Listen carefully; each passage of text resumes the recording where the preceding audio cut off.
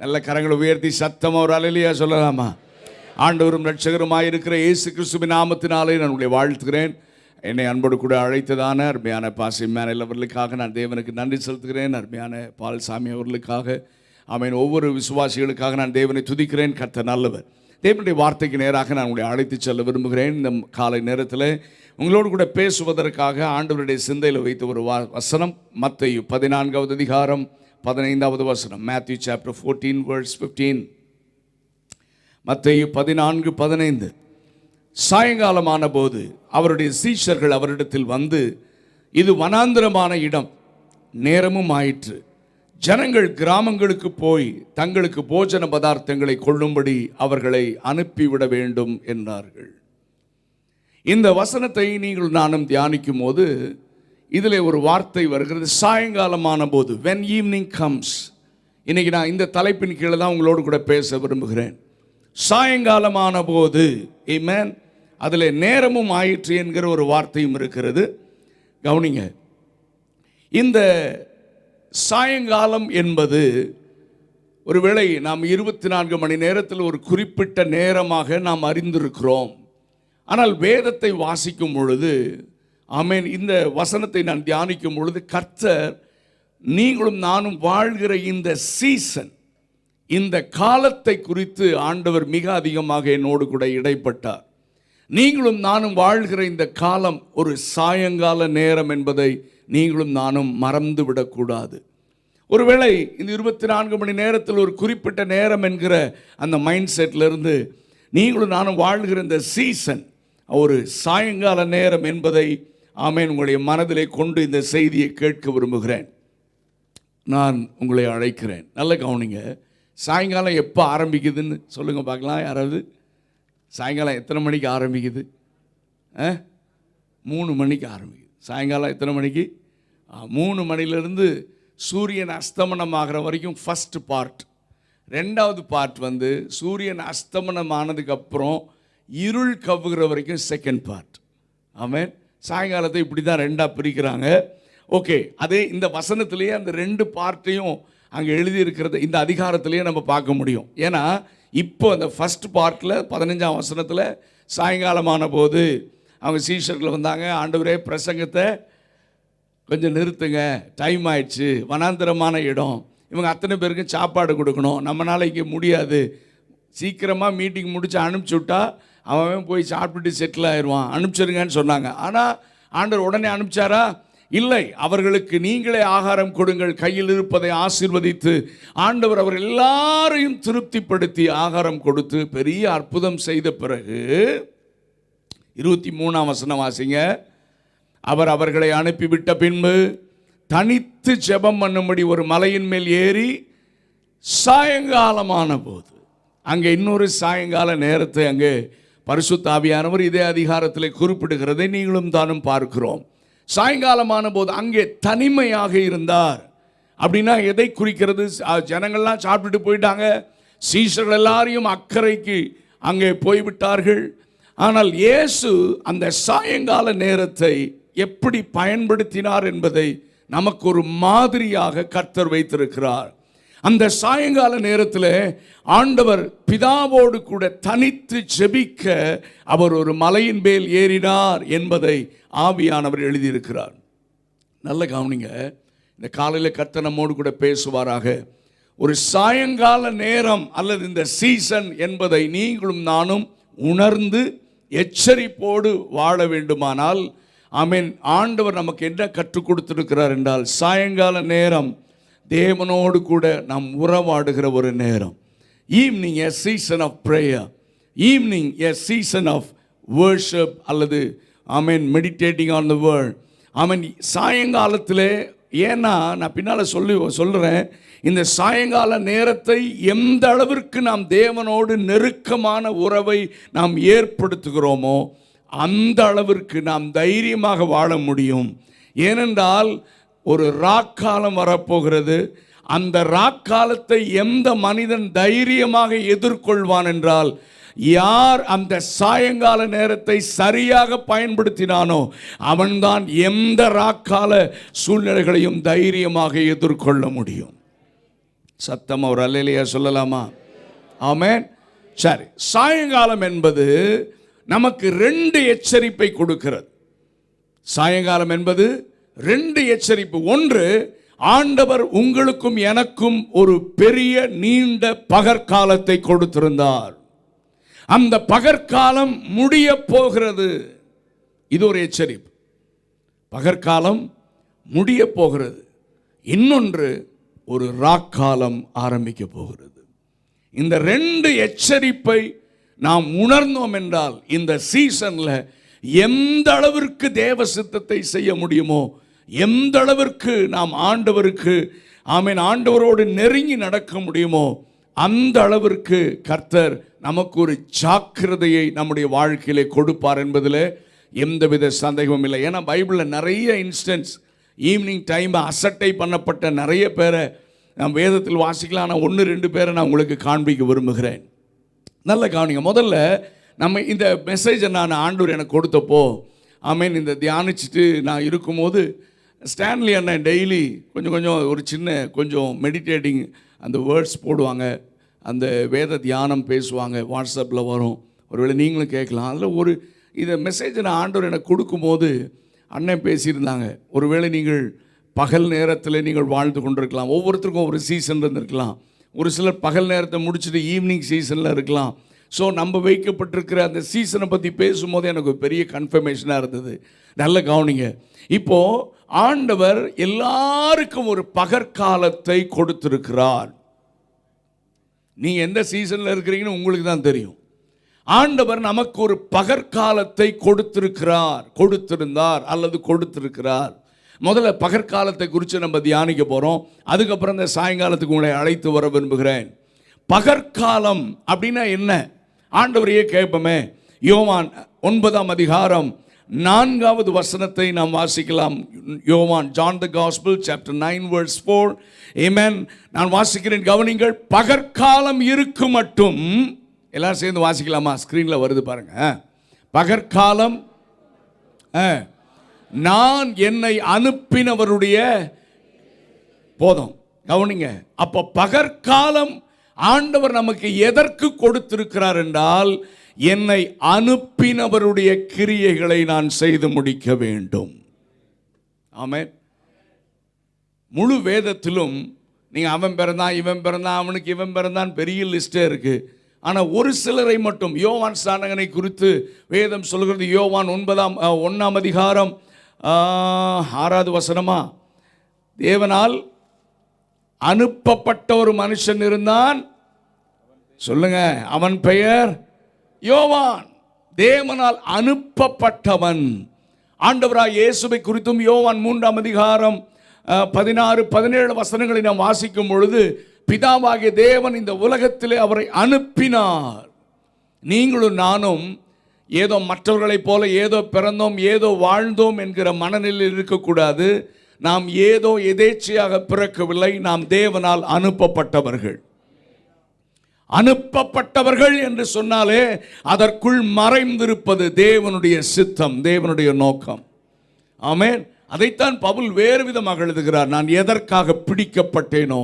இந்த காலை நேரத்தில் நீங்களும் நானும் சொல்லணும், நான் எதற்காக அனுப்பப்பட்டேனோ. ஆமென். அப்போ நாம் இந்த உலகத்தில் தேவனால், பிதாவினால் அனுப்பப்பட்டிருக்கிறோம். அப்போ எந்த நோக்கத்திற்காக கர்த்தர் என்னை அனுப்பினாரோ அந்த சித்தத்தை செய்வதற்கு கர்த்தர் நமக்கு ஒரு பகற்காலத்தை கொடுத்திருக்கிறார். ஹல்லேலூயா. அப்போ இந்த பகற்காலம், இந்த காலங்களை குறித்த அறிவு நமக்கு தேவை. ஆமென். வேதத்தில் அநேக தேவ மனிதர்கள் அல்லது ஆண்டவருடைய பிள்ளைகளாக அடையாளம் காணப்பட்டவர்கள் இந்த காலத்தை குறித்த அறிவில்லாமல் இருந்ததையும் ஆண்டவர் நமக்கு எச்சரிப்பாக ஆண்டவர் கொடுக்கிறார். எலிசாவுடைய தீர்க்கதரிசியை பார்த்து சொன்னார், இந்த காலத்திலேயா நீ இந்த மாதிரி பண்ணணும்? இப்போ பொண்ணு வெள்ளியும் சேர்க்கிற காலமா? ஆகாய் தீர்க்கதரிசி சொல்றான், தேவனுடைய ஆலயம் பாழாய் கிடக்கும் பொழுது மச்சு பாவட்ட குடியிருப்புகளில் குடியிருக்கிற காலம் இதுவோ என்று அநேக இடத்துல மிக எச்சரிப்பாக காலங்களை குறித்து ஆண்டவர் பேசுகிறார். ஏன்னா நீங்களும் நானும் எந்த காலத்தில் வைக்கப்பட்டிருக்கிறோம்? நம்ம இந்த வாழ்கிற இந்த சீசன் என் ஆண்டவருடைய என்ன காரியத்தை கர்த்தர் செய்ய விரும்புகிறார் பாருங்க. தானியேல் 9ஆம் அதிகாரத்தை இதெல்லாம் வாசிக்க வேண்டாம், நமக்கு தெரியும். தானியேல் ஒருவேளை அந்த பாவம் செய்த, தேவனுக்கு விரோதமான காரியங்களை செய்த அந்த ஜனங்களோடு கூட இவனும் சிறையின் அனுபவத்திற்கு அனுமதிக்கப்பட்டான். நல்ல கவனிங்க, தானியேல் ஒரு பரிசுத்தவான். அவன் இஸ்ரவேலில் இருக்கும் பொழுதே தன்னுடைய வாழ்க்கையை பரிசுத்தமாக காத்து கொண்ட ஒரு வாலிபன். சும்மா எடுத்தோன்னே பாபிலோனில் போய் அப்படி பரிசுத்தமாக வாழ்கிறதுக்கு முடியாது. அவன் ஏற்கனவே பரிசுத்த தேவனை ஆராதித்து அவருக்கு உண்மையாக வாழ்ந்த ஒரு வாலிபன். அநேக நேரங்களில் நமக்கு ஒரு பெரிய கேள்வி எழலாம்.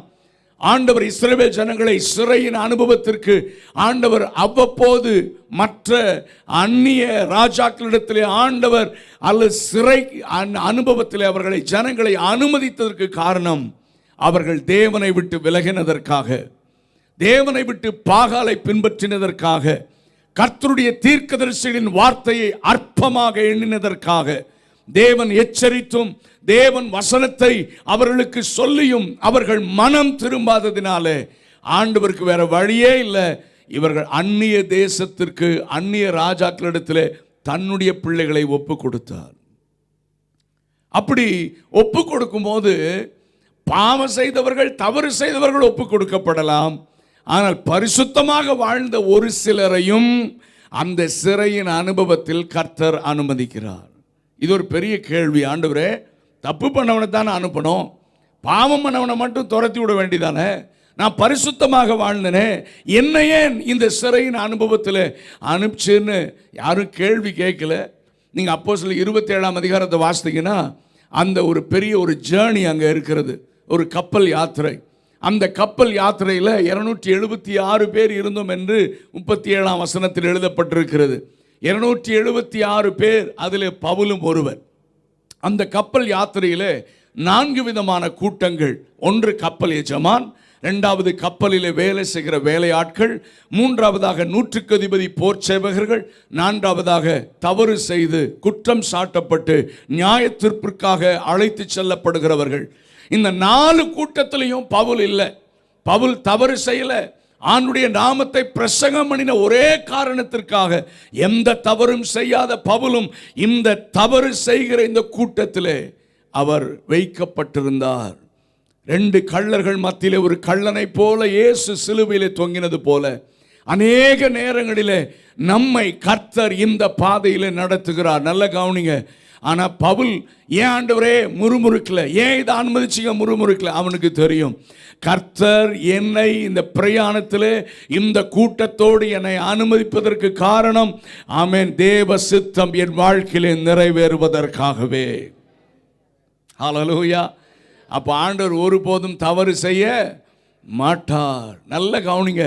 அப்போ இந்த தானியேலுக்கோ சாத்ராக் மேஷாக் ஆபேத்நேகோக்கோ இவர்களுக்கு எந்த கேள்வி இல்லை. அன்றியும் தீர்மானத்தின்படி அழைக்கப்பட்டவர்களாய் தேவனிடத்தில் அன்பு கூறுகிறவர்களுக்கு எத்தனை பேர் இந்த வசனத்தை விசுவாசிக்கிறீங்க? ஒரு அல்லேலூயா சொல்லுங்க. சகலமும் நன்மைக்கு ஏதுவாகவே நடக்கிறது.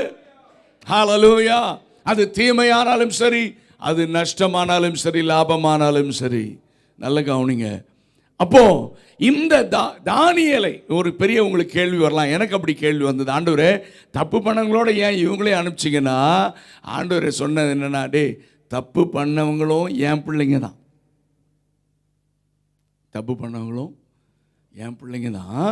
நான் ஒரு காரியத்தை அனுமதிக்கிறேன், ஒரு தண்டனையை கொடுக்குறேன்னா அது பெர்மனண்ட்டாக அவங்கள தண்டிக்கிறதுக்கோ அழிப்பதற்கல்ல, அவர்கள் மனம் திரும்ப என்னிடத்தில் நெருங்கி வருவதற்காக. அதனால் அவங்க மட்டும் நான் அனுப்பல, ஒரு சில நம்ம என் பிள்ளைங்க என்னை நேசிக்கிற பிள்ளைகளையும் அனுப்பிச்சிருக்கேன். ஏன் தெரியுமா? அவங்க மனம் திரும்பும் போது அவர்கள் அந்த சிறையிருப்பிலிருந்து திரும்ப அழைத்து வருவதற்கு ஒரு சில தேவ மனிதர்களையும் நான் அனுமதிக்கிறேன். எத்தனை பேருக்கு புரிஞ்சதுன்னு தெரியல. புரிஞ்சா இவ்வளோ ஆமேன்னு சொல்ல மாட்டீங்க இப்படி? ஆமென். ஒரு அல்லேலூயா சொல்லுவோம். அப்படியெல்லாம் கேட்டால் சொல்லக்கூடாது. வசனம் வரும்போதே, வார்த்தை வரும்போதே கர்த்தர் உங்களோட பேசினா ஆமாம், ஆண்டவரே மகிமைப்படுத்தும். ஆமென். ஹல்லேலூயா. பிரசங்கியாரை உசுப்பேத்துறதுக்கு இல்லை. அல்லேலூயா. கர்த்தர் என்னோடு பேசுகிறார், அவருக்கு மகிமை செலுத்துவதற்காக. ஹல்லேலூயா. சரி, பியூட்டிஃபுல். நல்ல கவனிங்க. அப்போ இதே போலதான் கர்த்தர் ஆமென் ஒரு சில காரியங்களை நம்முடைய வாழ்க்கையில் அனுமதிக்கிறார். ஆனால் அனுமதிப்பதெல்லாம் நன்மைக்காகவே. ஆமென். அப்போ நமக்கு கர்த்தர் நம்மை இந்த பகற்காலத்திலே எதற்காக வைத்திருக்கிறார் என்றால், என்னை கொண்டு அவர் செய்ய வேண்டியதை செய்து முடிப்பதற்கு கர்த்தர் நமக்கு ஒரு பகற்காலத்தை வைத்திருக்கிறார். ஹல்லேலூயா. அப்போ பவுல் வந்து அந்த 27ஆம் அதிகாரத்தில் வாசித்தீங்கன்னா, அவர் ஏன் கர்த்தர் அனுமதிச்சான்னு கேள்வி கேட்கல. இந்த பிரயாணத்தில் கர்த்தர் என்னை வைத்திருப்பதற்கு ஒரு நோக்கம் இருக்குன்னு சொல்லி செயல்பட தொடங்கிவிட்டார். அந்த அதிகாரத்தின் கடைசி வசனம் பார்த்தீங்கன்னா, அத்தனை பேரும் கரை சேர்ந்தார்கள். இதற்காகத்தான் கர்த்தர் இந்த கூட்டத்தில் வைத்திருக்கிறார். 276 பேரோடு நானும் ஒரு ஆளல்ல, 275 பேரை கரை சேர்க்க கர்த்தர் என்னை அந்த கூட்டத்தில் வைத்திருக்கிறார். இந்த 276 பேர் என்பது ஒருவேளை ஒரு நம்பர்ஸ் தான். உங்க குடும்ப உறுப்பினர்களாக இருக்கலாம், ஆமீன், நீங்க வேலை செய்யற கம்பெனியா இருக்கலாம், சபையாக இருக்கலாம், ஆமீன். எல்லாரோடும் நானும் ஒரு ஆள் என்று அடையாளம் காண்பிப்பதற்காக அல்ல, மற்றவர்களை கரை சேர்க்க கர்த்தர் என்னை இந்த கூட்டத்தில் வைத்திருக்கிறார் என்கிற பொறுப்பை உணர்ந்தவர்கள் தான் செயல்பட ஆரம்பிப்பார்கள். ஆமென். அநேக நேரத்தில் கூட்டத்தோடு ஒரு ஆளாக நம்மை அடையாளம் காண்பிக்க விரும்புகிறோம். ஆனால் ஆண்டவர் என்னை இந்த கூட்டத்தோடு ஒரு ஆள் அல்ல, இந்த கூட்டத்திற்கு என்னை ஒரு ஆளாக வைத்திருக்கிறார் என்பதை நாம் புரிந்து செயல்பட கர்த்தர் நமக்கு அனுக்கிரகம் செய்வாராக. ஆமென். இப்போ ஆண்டவர் மிக தெளிவாக சொல்லுகிறார், எனக்கு பிதா ஒரு பகற்காலத்தை கொடுத்திருக்கிறார். அந்த பகற்காலம் எதற்காக என்றால், என்னை அனுப்பினவருடைய சித்தத்தை செய்து முடிப்பதற்காக. அப்போ நம்ம ஒவ்வொருடைய லைஃப்லையும் தேவன் ஒரு பெரிய சித்தத்தை வைத்திருக்கிறார், அவருடைய நோக்கம் இருக்கிறது. அதற்காகத்தான் கர்த்தர் நம்மை இந்த உலகத்தில் பிறக்க வைத்திருக்கிறார், அனுப்பி இருக்கிறார். இப்போ இந்த சித்தத்தை நம்முடைய தனிப்பட்ட வாழ்க்கையில் தேவ சித்தம், நம்முடைய குடும்ப வாழ்க்கையில் தேவ சித்தம், நம்முடைய திருச்சபையில் தேவ சித்தம், இப்படி ஒவ்வொரு காரியத்திலையும் நாம் மிக கவனமாக தேவ சித்தத்தை செய்யாவிட்டால் தேவ ராஜ்யத்தை சுதந்திரிக்க முடியாது என்று நான் சொல்லவில்லை, பைபிள் சொல்லுகிறது. ஆமென். ஆண்டவரே, உம்முடைய நாமத்தினாலே பிசாசை துரத்தினோம், உம்முடைய நாமத்தினாலே அற்புதங்களை செஞ்சோம், உம்முடைய நாமத்தினால அதை பண்ணோம் இதை பண்ணோம். ஆண்டவர் ஒரே வார்த்தை சொன்னார். என்ன சொன்னார் சொல்லுங்க? உன்னை எனக்கு. அப்போ நம்பாளர் தான் சொல்லியிருப்பான் இந்த காலத்தில், என்ன ஆண்டவரே நீர் யூடியூப் சரியாக பார்க்கறது இல்லையா? தமிழ்நாடு ஃபுல்லாக நம்ம வால் போஸ்ட் ஒட்டி இருக்கிறது நீ கவனிக்கலன்னு நினைக்கிறேன்னா. ஆண்டவர் சொன்னார், உன்னை நான் ஆமென் ஊழியம் செய்தாலும் நாம் தேவ சித்தத்தின்படி செய்யணும். இன்னைக்கு நிறைய பேரை நான் இளம் ஊழியரில் பார்க்கும்போது அவங்கள என்கரேஜ் பண்ணுறது வழக்கம். சரி தம்பி, உங்களுக்கு என்ன அழைப்பு அப்படின்னா திருன்னு முழிப்பாங்க. அழைப்பா? ஊழியம் தானே. என்னப்பா ஊழியம்? அதான் ஊழியம். ஆமென். 5 விதமான ஊழியத்தில் கர்த்தர் என்னை எந்த பகுதியில் அழைத்திருக்கிறார் என்கிற கிளாரிட்டி இன்னைக்கு நிறைய பேருக்கு. அவன் சபையில் அப்படி தான், நம்ம எல்லாரையும் வச்சிருக்காரு, ஆனால் ஒவ்வொருத்தருக்கும் ஒரு கிருபை தந்திருக்கிறார். ஆமென். ஆண்டவர் எந்த காரியத்தில் கர்த்தர் என்னை பயன்படுத்த விரும்புகிறாரோ அவருடைய கரத்திலே நாம் ஒப்பு கொடுத்து அந்த காரியத்தை உண்மையாக செஞ்சோன்னா பரலோகத்திலே நமக்கு பெரிய பலன் உண்டு. ஹல்லேலூயா. ஆமென். ஸோ என்னை கொண்டு கர்த்தர் என்ன செய்ய விரும்புகிறார்? நான் உங்களுக்கு தெரிந்திருக்கலாம், நான் அக்ரிகல்ச்சர் டிபார்ட்மெண்ட்டில் ரொம்ப ஆண்டுகள் ஒர்க் பண்ணிட்டு இருந்தேன். அப்போ நான் வேலை செய்து கொண்டே நான் ஊழியம் செய்து கொண்டிருந்தேன். சென்னையில் அண்ணா நகரில் தங்கம் காலனி, அண்ணா நகர் வெஸ்ட் தங்கம் காலனியில் எங்கள் மாமா ஒருத்தங்க, அவங்க பாஸ்டராக இருந்தாங்க, ஏலிம் அப்பாஸ்டலிக் சர்ச்சுன்னு சொல்லி. ஸோ நான் கோயம்புத்தூர்லேருந்து எனக்கு சென்னை அப்போது பெருசாக வேறு பிளேசஸ் எல்லாம் தெரியாது. எனக்கு ஸ்டேஷனில் இறங்குவேன், நேராக அண்ணா நகர் வெஸ்ட்டுக்கு வருவேன். ஸோ அவங்க சபையில் நான் அடிக்கடி ஊழியம் செய்து கொண்டிருந்தேன். நான் சொல்கிறது 20 ஆண்டுகளுக்கு முன்பதாக.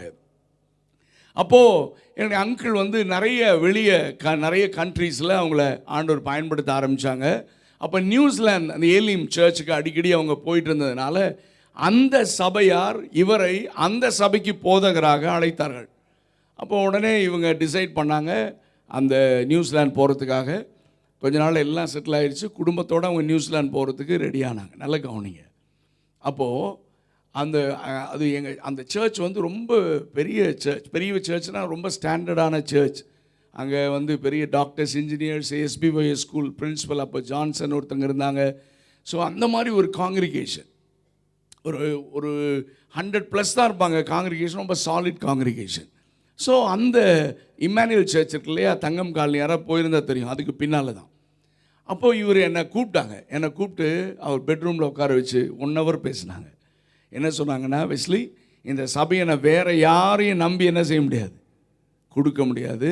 இந்த சபையை நான் கொடுக்கறதுனா உங்ககிட்ட தான் கொடுத்துட்டு போவேன். இந்த சபையை நீ டேக் ஓவர் பண்ணி இந்த சபைக்கு பாஸ்டாக இருந்தீங்கன்னா இந்த சர்ச்சை நான் உங்ககிட்ட ஹேண்ட் ஓவர் பண்ணுவேன்னு சொன்னாங்க. எத்தனை வருஷத்துக்கு முன்னால்? 20 years பேக். நான் யோசிக்கவே இல்லை, ஜெர்மனி சொல்கிறேன்னு சொல்ல. ஏன்னா என் மேலே கர்த்தர் என்ன சித்தம் வைத்திருக்கிறான்னு எனக்கு நல்லா தெரியும். ஆமென், ஹல்லேலூயா. தேவ சித்தம் எனக்கு தெரியும். அதனால் ரொம்ப அவர்கிட்ட டைரக்டாக சொன்னேன், நான் இந்த சபை ஊழியத்தை செய்ய முடியாது.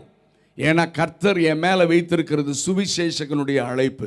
ஏமேன், அந்த அழைப்பில் நான் உறுதியாக இருக்கிறேன்.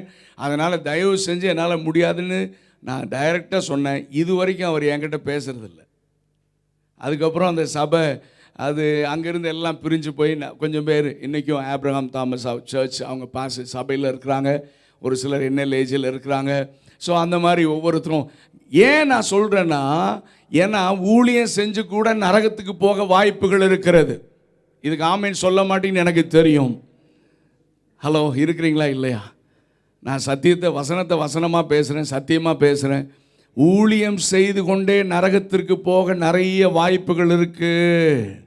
ஏன்னா ஊழியம் செய்தாலும் தேவனுடைய சித்தத்தின்படி நாம் தேவனுடைய ஊழியத்தை செய்யணும். இல்லைன்னா பரலோகம் அங்கீகரிக்காது. உலகம் அங்கீகரிக்கலாம், ஜனங்கள் அங்கீகரிக்கலாம், அப்ரிஷியேட் பண்ணலாம், நீங்கள் இல்லாமல் வேறு யாருமே இல்லைன்னு சொல்லலாம். ஆனால் தேவ சித்தம் இல்லாமல் நாம் செய்த ஒரு காரியமும் பரலோகம் அங்கீகரிக்க வாய்ப்பே கிடையாது. ஆகவே நீங்கள் உங்கள் குடும்ப வாழ்க்கையாக இருந்தாலும், உங்கள் பிள்ளைகளுடைய எதிர்காலமாக இருந்தாலும், எந்த காரியமாக இருந்தாலும் தேவ சித்தம் நிறைவேற எனையும் ஒப்படைக்கிறேன். தேவ சத்தம் என்னுள்ளம் பலமாக தோணிக்குதே. நீங்க பாடுங்க சத்தமா.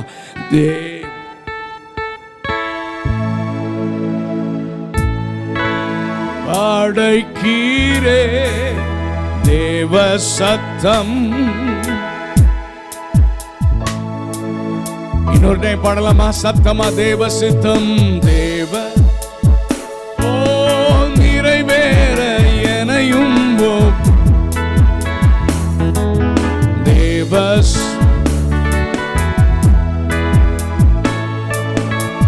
ஆமென். ஆண்டவர் சொன்னார், பரலோகத்தில் இருக்கிற என் பிதாவின் சித்தத்தின்படி செய்கிறவனே அல்லாமல் என்னை நோக்கி கர்த்தாவே கர்த்தாவேன்னு காலம் ஃபுல்லாக கூப்பிட்டாலும் ஒருவனும் தேவனுடைய ராஜ்யத்தை சுதந்தரிப்பது. ஹல்லேலூயா. இந்த மாதிரி நிறைய instant. Brother David Stuart junior எனக்கு ரொம்ப நெருங்கின நண்பர். நீண்ட ஆண்டுகள் நான் அவரோடு கூட ட்ராவல் பண்ணேன். அப்போது தம்பி ராபர்ட் நான்லாம் ஒன்றா இருந்தோம். அதுக்கப்புறம் அவர் கேட்டார், தம்பி ராபர்ட்டை நீ அனுப்புவியா எனக்கு? அவனை அந்த ஊழியத்துக்கு போய் அவருக்கு ஹெல்ப் பண்ணான். ஸோ நல்ல கவனிங்க. அப்போ அவர் பாடுற மோஸ்ட் ஆஃப் த சாங் ஆண்டவர் கிருபையாக எனக்கு கொடுத்த பாடல்கள் தான். இப்போ நீங்கள் பாடினீங்களே, நன்றி சொல்லி பாடுவேன். இந்த பாடலை கூட 97வது ஆண்டிலே கர்த்தர் எனக்கு கொடுத்த பாடல். ஸோ பிரதர் டேவிட் ஸ்டூவர்ட் ஒரு நாள் ராபர்ட் ஏற்கனவே அனுப்பிச்சாச்சு அந்த டீமில். அப்போ நான் முடிஞ்ச வரைக்கும் க்ரூசைட்லாம் அவங்களோட சேர்ந்து ட்ராவல் பண்ணுவேன். அவரும் ஒரு டைம் அவங்க வீட்டுக்கு கூட்டிகிட்டு போய் 1 மணி நேரத்துக்கு மேலே பேசினார். உனக்கு கவர்மெண்ட்டில் எவ்வளோ சம்பளம் கொடுக்குறான் அப்படின்னாரு. நான் அந்த காசை நான் கொடுக்குறேன். ஏன்னா அந்த டைமில் இன்னொரு அமெரிக்கன் அவருடைய ஃப்ரெண்ட் மார்க் டேனியல்ஸ்னு ஒருத்தர், அவர் சொன்னார், வெஸ்லி நீ, ஏன்னா அப்போ தான் அந்த இயேசு நல்லவர், இயேசுவை ஆண்டவர் அந்த பாடல்கள் எழுதியிருந்தேன். அப்போது ஸ்டூவர்ட் அந்த பாட்டெல்லாம் பாட கேட்டாங்க. சரி பாட. அந்த டைமில் மார்க் டேனியல் சொன்ன, வெஸ்லி நீ ஃபுல் டைமாக நீ எடுத்துட்டீங்கன்னா நான் ஸ்பான்சர் பண்ணுறேன்னு அவருக்கு ப்ராமிஸ் பண்ணியிருந்தார். என் கூட பேசினார். ஆனால் அந்த டைமில் நான் சொன்னேன், ஜெபம் சொல்கிறேன்னா ஆண்டவர் அதை அனுமதிக்கலை. கவனிங்க, ஏன்னா ரொம்ப கேர்ஃபுல்லாக ஊழியம் தானே செய்கிறோம். இல்லை, தேவ சித்தத்தின்படி நாம் தேவனுடைய ராஜ்யத்தை கட்டணும். என்னை கொண்டு கர்த்தர் என்ன செய்வ. சர்ச்லேயும் அப்படி தான். என்னை கொண்டு கர்த்தர் என்ன செய்ய விரும்புகிறார்.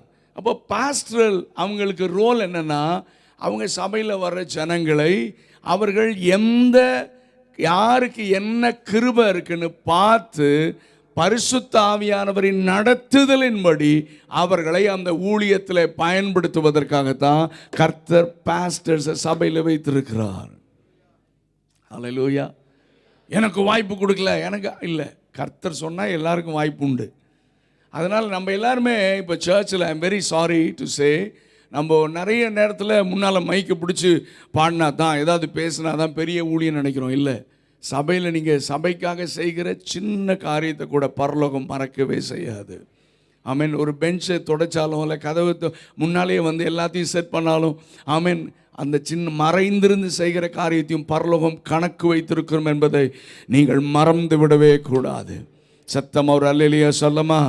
நான் ரட்சிக்கப்பட்ட ஆரம்பத்தில் நாங்கள் கோயம்புத்தூரில் ஒரு சபை, பழைய ஒரு நல்ல பெண்டிகாஸ்டல் சர்ச், அந்த சபையில் நான் இருந்தேன். ஆமீன். எல்லா காரியத்தையும் நான் செய்வேன். அப்போ கிட்டார் வாசிப்பேன். அப்போ என் பழைய சைக்கிள் ஒன்று இருந்தது, 12 கிலோமீட்டர் எங்கள் வீடு. ஒரு சர்வீஸ் கூட நான் மிஸ் பண்ண மாட்டேன். ஆமீன். Saturday, Wednesday, Sunday morning and evening outreach, ஒரு கூட்டத்தை மிஸ் பண்ண மாட்டேன். நான் சொல்லுவேன், ரட்சிக்கப்பட்ட ஒரு மனிதன் அடையாளம் இதுதான். சபையில் ஒரு கூட்டத்தை மிஸ் பண்ணாமல் இருந்தான்னா அந்த ஆள் சரியாக ரட்சிப்பு கேட்டிருக்கான்னு அர்த்தம்.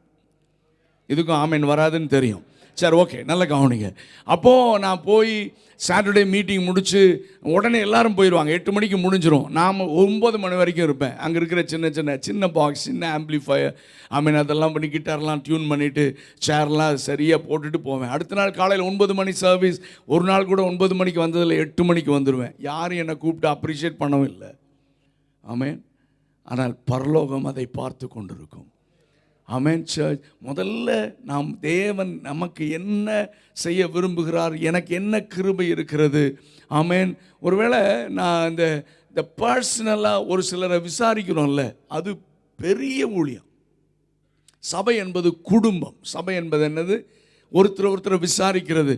நீங்கள் உடம்பு சரியில்லைன்னு சொன்னாங்களே, உங்களுக்காக ஜெபம் பண்ணமே, எப்படி இருக்கிறீங்க அப்படின்னா, நீங்கள் கேட்கும் போதே அவருக்கு பாதி சுகமாயிரும். இருக்கிறீங்களா இல்லையா? ஆமென். நான் கோயம்புத்தூரில் ஃபுல் காஸ்பிள் சர்ச்சுக்கு போகிறேன். அப்போது அநேக ஆண்டுகளாக வாலிபரில் நடத்தி கொண்டிருந்தேன். அங்கே பாஸ்டரோட ஹெல்ப்பாக இருந்தேன். அப்போது நான் என் பிள்ளைங்களுக்கெல்லாம் சொல்லியிருக்கேன், சர்ச்சுக்கு யாராவது வந்தால் விசாரிக்கணும், முடிஞ்சோன்னா ஓடக்கூடாது. நிறைய பேர் அப்படி சர்ச் என்னாத்துமாவே என்னும் போது பைக்கை ஸ்டார்ட் பண்ணுவாங்க. ஏன்னா கறிக்கடை மூடிடுவான் நம்ம ஊரில். சரி, ஓகே, அந்த மாதிரி நான் சொல்லிட்டேன், என்னுடைய ஹேபிட் முடிஞ்சோடனே எல்லாரையும் விஷ் பண்ணி விசாரிச்சுட்டு அப்படி போகிறேன். அதுதான் குடும்பம். ஆமென். ஒருத்தர் பிரச்சனை நம்ம தெரிஞ்சிருக்கணும், அவங்களுக்காக ஜெபம் பண்ணுறோன்னு தெரிஞ்சிருக்கணும். அந்த ஒரு பலன் தான் நமக்கு மிக தேவை. அப்போது ஒரு நாள் நான் 3 மாதம் நான் அடிக்கடி வெளியே ஆண்டவர் என்னை பயன்படுத்த ஆரம்பித்தார். வெளியே போயிட்டு 3 months எங்கள் சர்ச்சுக்கு போக முடியல. 3 மாதம் கழித்து எங்கள் சபைக்கு போகிறேன்.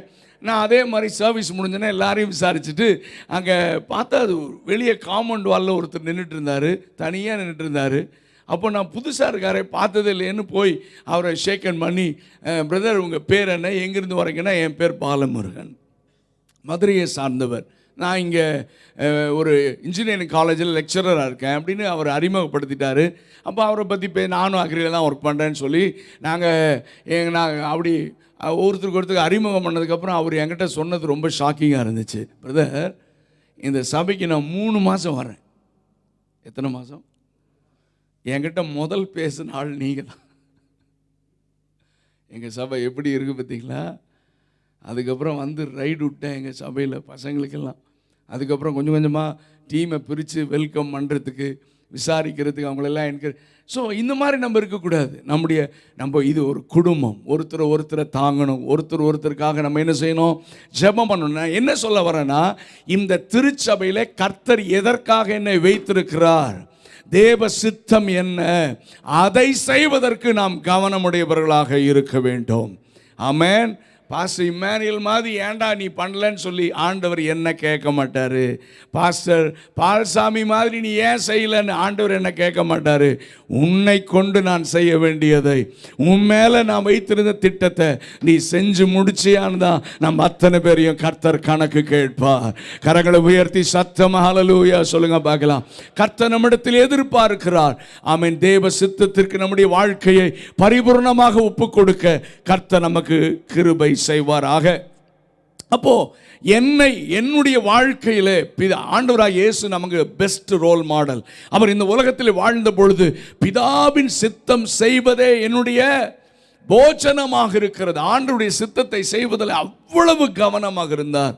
ஸோ அவர் தான் நமக்கு பெஸ்ட் ரோல் மாடல். ஸோ அவரை பின்பற்றி நாம் தேவ சித்தத்தை செய்து முடிக்க கர்த்தர் நமக்கு அனுக்கிரகம் செய்வாராக.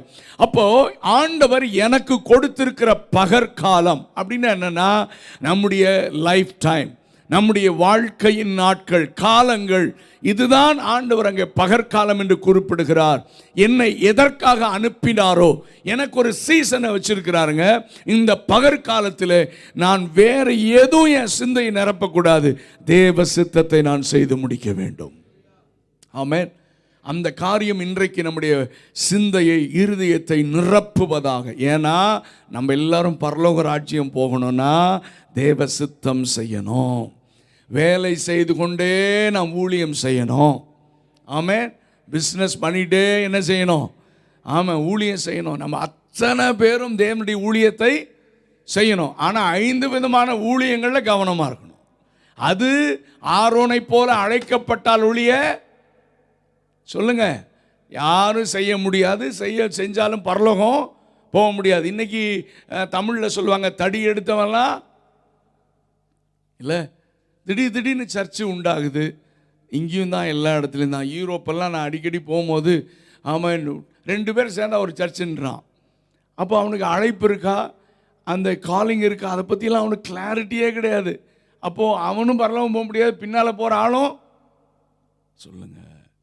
இப்போ என்னை பார்த்து சென்னையில் ஒரு பெரிய லீடர் இருக்கார். நான் பேர் சொன்னால் நீங்கள் தெரிஞ்சுக்கிங்க, அதனால் சொல்ல மாட்டேன். ஒரு நாள் அவங்க அண்ணன் தான் கூப்பிடுவேன். ஒரு நாள் நான் சென்னையில் ஒரு மீட்டிங் போயிருக்கேன். வெஸ்லி நீ வந்ததுனால நான் வந்தேன்னு சொல்லி அவர் வந்தார். அவங்க சொன்னாங்க, வெஸ்லி நீ சர்ச்சை ஆரம்பிக்கலையான்னு கேட்டாங்க. சர்ச்சு ஏன்னா இப்போ எங்கள் ஊரில் அதுதான் ஃபேஷனாக இருக்குது. 2 பாட்டு சிடியில் ஹிட் ஆச்சுன்னா அவன் ஒரு சர்ச்சை ஆரம்பிச்சிடுறான். ஹலோ, அதுவும் சர்ச்சை ஆரம்பிக்கிறதுனா ஆத்தும ஆதாயம் செஞ்சு ஒவ்வொருத்தனையாக சேர்த்து அப்படி இல்லை. 10 100 சபருக்கு சென்னையில் ஒரு ஆள் வந்தால் நமக்கு எத்தனை பேர் ஆயிரும்? ஃபினிஷ்ட். அவர் தான் பாஸ்டர். இன்றைக்கி சபை ஆரம்பிக்கிறதே இன்றைக்கி ரொம்ப கொடுமையாக இருக்குது. நான் கோயம்புத்தூரில் முல்லை நகர்னு ஒரு இடத்துல நாங்கள் 10 வருஷமாக இருந்தோம். திடீர்னு ஒரு பேனர் பார்த்தேன், முல்லை நகரில் ஏஜி விரைவில் ஆரம்பம்னு போட்டுருந்தான்.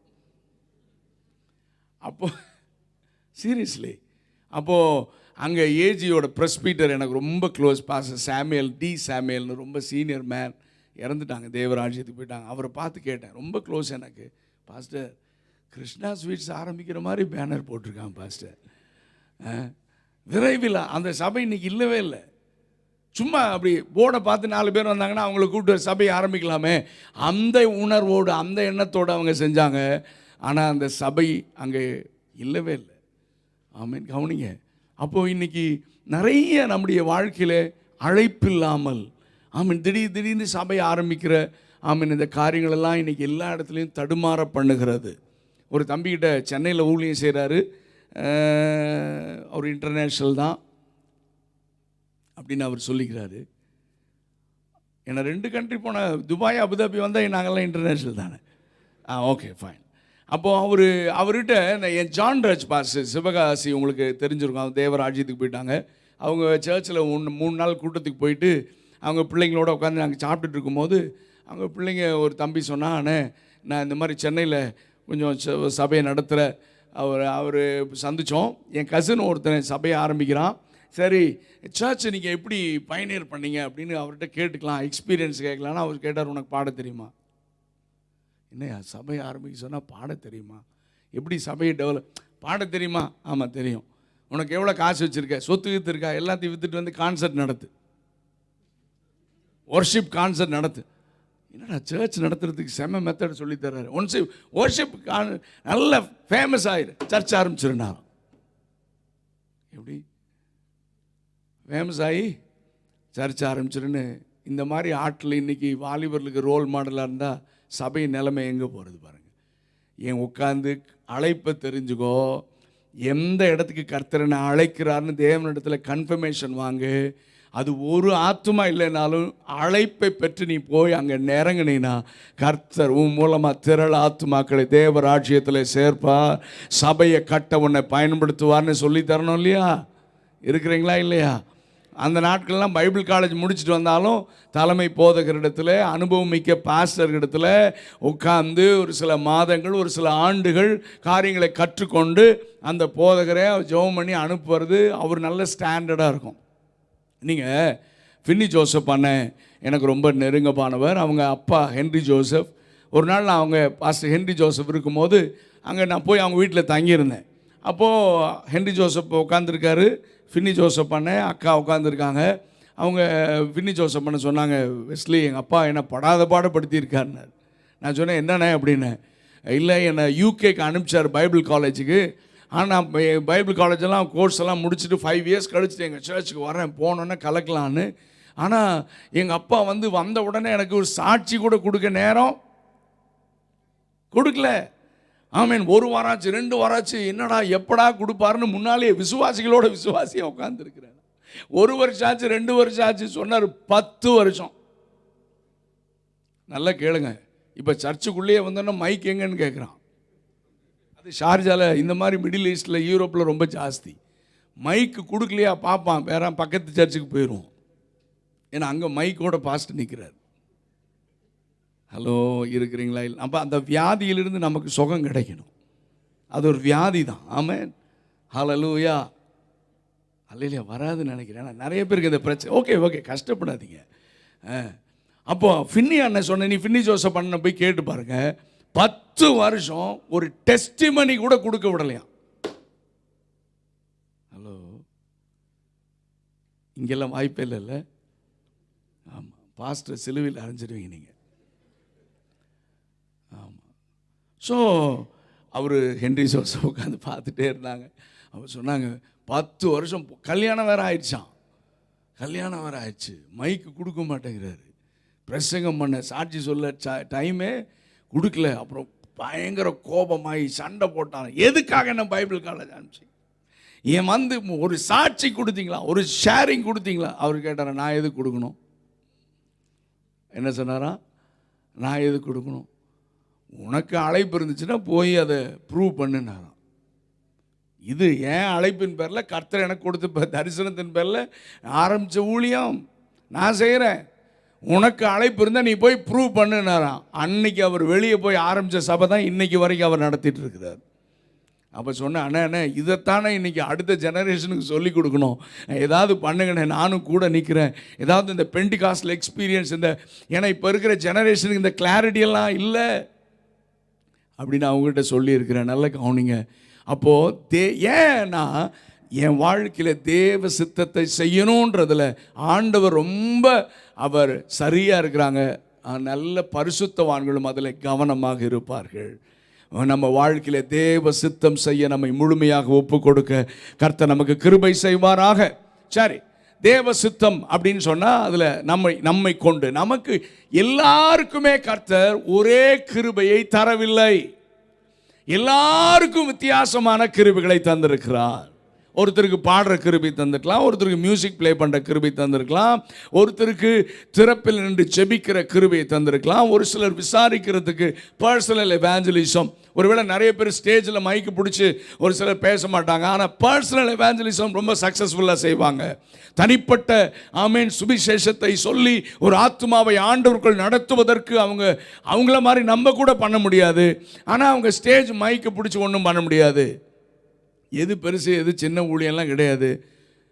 எதை செய்தாலும் என்னுடைய வாழ்க்கையிலே தேவ சித்தத்தின்படி நாம் ஊழியம் செய்தால் கர்த்தர் அதை கனம் பண்ணுவார். ஹல்லேலூயா. ஸோ அந்த காரியங்களிலே நம்ம மிகுந்த கவனமுடையவர்களாக இருங்க. நாம் வேலை செய்து கொண்டே ஊழியம் செய்யணும். இந்த ஊர்லெல்லாம் நம்ம பர்சனல் இவாஞ்சலிசம் தான் ரொம்ப பவர்ஃபுல். நான் பர்சனல் எவாஞ்சலிசம், ஒருவேளை கேம்புக்கு நீங்கள் போய் மினிஸ்ட்ரி பண்ணலாம். உங்களோடு கூட வேலை செய்கிறவங்க, இந்தியாவிலேருந்து வருகிற எத்தனையோ பேர் வீசா இல்லாமல் வேலை இல்லாமல் கஷ்டப்பட்டிருக்கும்போது அவங்களுக்கு நாம் உதவி செய்யலாம். அதோடு கூட இயேசுவையும் அவர்களுக்கு நாம் கொடுக்கலாம். அவர்களை ஆலயத்திற்கு நாம் அழைத்து வரலாம். என்னை கொண்டு கர்த்தர் என்ன செய்ய விரும்புகிறாரோ அதை நாம் செய்து முடிக்க வேண்டும். நான் அக்ரியில் ஒர்க் பண்ணிகிட்டு இருக்கும்போதே எங்கள் யூனிவர்சிட்டி சேப்பலில் நாங்கள் ப்ரேயர்ஸ் எல்லாம் ஆரம்பித்தோம். எங்கள் நிறைய காரியங்களை ஆண்டவர் செய்ய அநேகரை கர்த்தர் தொட்டார். எங்கள் சர்ச்சிலேருந்து ஆஃபீஸ்லேருந்து எங்கள் சபைக்கு நான் அழைத்து வருவேன். பிரதர் டேவிட் ஸ்டூவர்டை கூப்பிடுவேன். நல்ல காஸ்பல் ஷேர் பண்ணுவாங்க. குடும்பமாக எங்கள் ஆஃபீஸ்லேருந்து வருவாங்க. அநேகருக்கு வீட்டில் போய் ஜெபம் பண்ணியிருக்கோம். எங்கள் ப்ரேயர்ஸ் எல்லாம் நிறைய பேர் வந்து ஆண்டவரால் தொடப்பட்டிருக்கிறாங்க. ஆமேன். நல்ல வேலை செய்து கொண்டே பயங்கர தீவிரமாக ஊழியம் செய்து கொண்டே இருந்தேன். ஆமேன். அப்புறம் நிறைய பிரச்சனைகள் வந்தது. கவர்மெண்ட்டுக்கெல்லாம் பெரிய பெட்டிஷன்லாம் போட்டாங்க. ஏன்னா எங்கள் ஊரில் நம்ம நண்பர்கள் நிறைய இருக்கிறாங்க. கோயம்புத்தூரில் நம்ம ஆர்எஸ்எஸ் நண்பர்கள், விஸ்வ ஹிந்து பரிஷத் நண்பர்கள் நிறைய பேர் இருக்கிறாங்க, என்னை ரொம்ப நேசிக்கிறவங்க. அதனால் ஏன் நோட்டீஸை இந்த மாதிரி மீட்டிங் போகும்போது நோட்டீஸ் பிரிண்ட் பண்ணுவாங்க. இவ்வளோ தூரம் சேர்த்து வச்சுருந்தான். இவ்வளோ சேர்த்து கவர்மெண்ட்டுக்கு, போலீஸ் ஹை அஃபீஷியல்ஸ்க்கெல்லாம் அனுப்பிச்சான். என்கொயரி நடந்தது, டிபார்ட்மெண்ட் என்கொயரி நடந்தது. அவன் தவறாக நிறைய எழுதியிருந்தான். நான் சொன்னேன், என்னை இயேசு ரட்சித்தார், என்னை ரட்சித்த இயேசுவை நான் பாடுவேன், அவரை குறித்து நான் என்ன செய்வேன், பேசுவேன் என்று எழுதி கொடுத்தேன். நான் கவர்மெண்ட்டுக்கு போச்சு. அவன் பார்த்தான். அவன் இனிமேல் இது இப்படி செய்யாதுன்னு சும்மா வான் பண்ணி ஃபைலை க்ளோஸ் பண்ணான். ஆண்டவர் சொன்னால், நீ வேலையை க்ளோஸ் பண்ணி வெளியே வான்னார். ஸோ நான் வேலையை எழுதி கொடுத்துட்டு வெளியே வந்துட்டேன்னா. ஒரு அலையிலேயே சொல்லுங்கள், முழு நேரமாக விடுதலையாக ஊழியம் செஞ்சிட்ருக்கிறேன். என் மனைவி காலேஜ் லெக்சராக இருந்தால் அவளும் வேலையை விட்டுட்டு இன்றைக்கி நாங்கள் குடும்பமாக தேவனுடைய ராஜ்யத்தை கட்டி கொண்டிருக்கிறோம். கரங்களை உயர்த்தி ஒரு அலையிலேயே சொல்லுங்கள். ஏன்னா என்னை கர்த்தர் ஒரு பகற்காலத்தில் வைத்திருக்கிறார். என்னை கொண்டவர் செய்ய வேண்டியதை செய்ய. கவனிங்க, இப்போ பகற்காலம் தேவ சித்தம் செய்வதற்கு கர்த்தர் நமக்கு கொடுத்த ஒரு சீசன். இந்த சீசனில் நம்ம தேவ சித்தத்தை செய்யும் பொழுது பிசாசு வேடிக்கை பார்த்துட்டு இருக்க மாட்டான். தேவ சித்தம் செய்ய விடாமல் நம்மை தடை செய்வான். ஆமென். பிசாசு தடுத்தாலும், எதிர்ப்புகள் வந்தாலும், பிரச்சனைகள் சாதகமாக இல்லாவிட்டாலும் நாம் தேவ சித்தத்தை தொடர்ந்து செய்து கொண்டே இருக்க வேண்டும். அதற்கு கர்த்தர் நமக்கு கிருபை தருவார். பிரச்சனை வந்தோடனே அப்படியே அமைதியாகிடக்கூடாது. பிரச்சனை வரும்போது நீங்கள் அந்த குருடனை பார்த்தீங்கன்னா, அந்த இயேசுவை கூப்பிடுறான், தாவீது குமாரனை எனக்கு இறங்கும். கூட இருந்தவன்லாம் என்ன செஞ்சான், அதை நான் பேசாமறா அப்படின்னு சொன்ன. எதிர்ப்பு வந்தோடனே அவன் சத்தம் குறையில. பைபிளில் ஆவியார் எழுதியிருக்காரு, அவனுக்கு பிரச்சனை உபத்திரம் தடை வந்தப்போ முதல்ல கூப்பிட்டதை விட அதிகமாக கூப்பிட்டானா, முன்னிலும் அதிகமாக கூப்பிட்டான். இதுதான் கிறிஸ்தவ வாழ்க்கை தேவையான ஒன்று. பிரச்சனைகள் வரும்போது, பாடுகள் வரும்போது, உபத்திரவங்கள் வரும்போது, தேவ சித்தத்தை விட்டு என்னை தடுமாற பண்ணும் பொழுது, பிசாசு முயற்சி எடுக்கும் பொழுது, நான் முதல்ல விட அதிகமாக தீவிரமா தேவ சித்தத்தை செய்ய தொடங்கினார். தேவனுடைய கரம் நம்மை தொடர்ந்து வழிநடத்த அவர் உண்மையுள்ளவராக இருக்கிறார். ஒரு அல்லேலூயா சொல்லுங்க. கர்த்தரதை பார்ப்பார். எதிர்ப்பு வந்து நின்ற கூடாது, பிரச்சனைகள் வந்தன சோர்ந்து போக கூடாது. என்னால் உலகத்தில் இருக்கிறவனிலும் பெரியவர். ஆமென். முன்னிலும் அதிகமாக. இப்ப ஆண்டவராகிய இயேசுவை குறித்து நம்ம வாசிக்கலாம். அதான் வாஸ்தவம். யோவான் 9ஆம் அதிகாரம் 4வது வசனத்தில், பகற்காலம் இருக்கும் மட்டும் நான் என்னை அனுப்பினுடைய கிரிகளை செய்யணும். ஏன் நான் சொல்றேன்னா, ஒரு ராக்காலம் வரப்போகிறது, ஒருவரும் கிரியை செய்யக்கூடாது. சரி, இப்ப ஆண்டவர் பகற்காலம் அப்படின்னா பிதா அவருக்கு கொடுத்த ஒரு சீசன். நல்ல கவனிங்க. அந்த சீசன்ல தீவிரமாக ரெஸ்ட் எடுக்காம அவர் தேவ சித்தத்தை செய்து கொண்டிருந்தார். அப்பொழுது லூக்கா 13ஆம் அதிகாரம் பாருங்க. 13ஆம் அதிகாரம் 31வது வசனம், 31, 32, 33 நான் வாசிக்கிறேன். ஆமென். கவனிங்க. அங்கே கவனிங்க. அந்த நாளிலே 31வது வசனம், அந்த நாளிலே சில பரிசேயர் அவரிடத்தில் வந்து, நீர் இவ்விடத்தை விட்டு போய்விடும், ஏரோது உம்மை கொலை செய்ய மனதாயிருக்கிறான். இதுதான் த்ரெட். இதுதான் த்ரெட். தேவ சித்தத்தை நீங்களும் நானும் செய்யும் பொழுது தீவிரமா செஞ்சிடணும். எனக்கு கர்த்தர் கொடுத்திருக்கிற ஒரு சீசன், எனக்கு கர்த்தர் கொடுத்திருக்கிற ஒரு பகற்காலம், நான் டைம் வேஸ்ட் பண்ணக்கூடாது, தேவ சித்தத்தை நான் செய்யணும்னு நாம் தீவிரம் காண்பிக்கும் பொழுது பிசாசு நமக்கு த்ரெட்டை உண்டாக்குவான், தேவ சித்தம் செய்ய விடாமல் நம்மை தடுப்பான். ஆனால் எனக்கு கர்த்தர் கொடுத்த காலத்திலே நான் தேவ சித்தத்தை செய்து முடிக்கணும்னு நம்ம தீவிரமா நாம் செய்யும் பொழுது கர்த்தர் நம்மை பாதுகாப்பார். ஹல்லேலூயா. இப்போ ஆண்டவர் பார்த்தாரு, அவங்ககிட்ட உடனே ஆன்சர் பண்றார் பாருங்க. அதற்கு அவர் என்ன சொல்றாரு? நான் இன்றைக்கும் நாளைக்கும் பிசாசுகளை துரத்தணும். எல்லாரும் சொல்லுங்க, இன்னைக்கும் நாளைக்கும் நான் பிசாசுகளை துரத்தணும், வியாதியஸ்தர்களை சுகமாக்கணும். அப்ப இன்னைக்கும் நாளைக்கும்னா 2 நாள் அல்ல, அது கர்த்தர் எனக்கு கொடுத்த ஒரு பகற்காலம். ஹல்லேலூயா. ஆமென். என்னை கர்த்தர் சும்மா வைக்கல, நான் பிசாசை துரத்த வேண்டியது இருக்கு, ஜனங்களை விடுதலையாக்க வேண்டியது இருக்கு, கர்த்தர் என்னை கொண்டு செய்ய வேண்டிய ஒரு பெரிய நோக்கம் இருக்குது. அதற்கு தான் கர்த்தர் என்னை பகற்காலம் கொடுத்திருக்கிறார். அடுத்த வசனம் பாருங்க.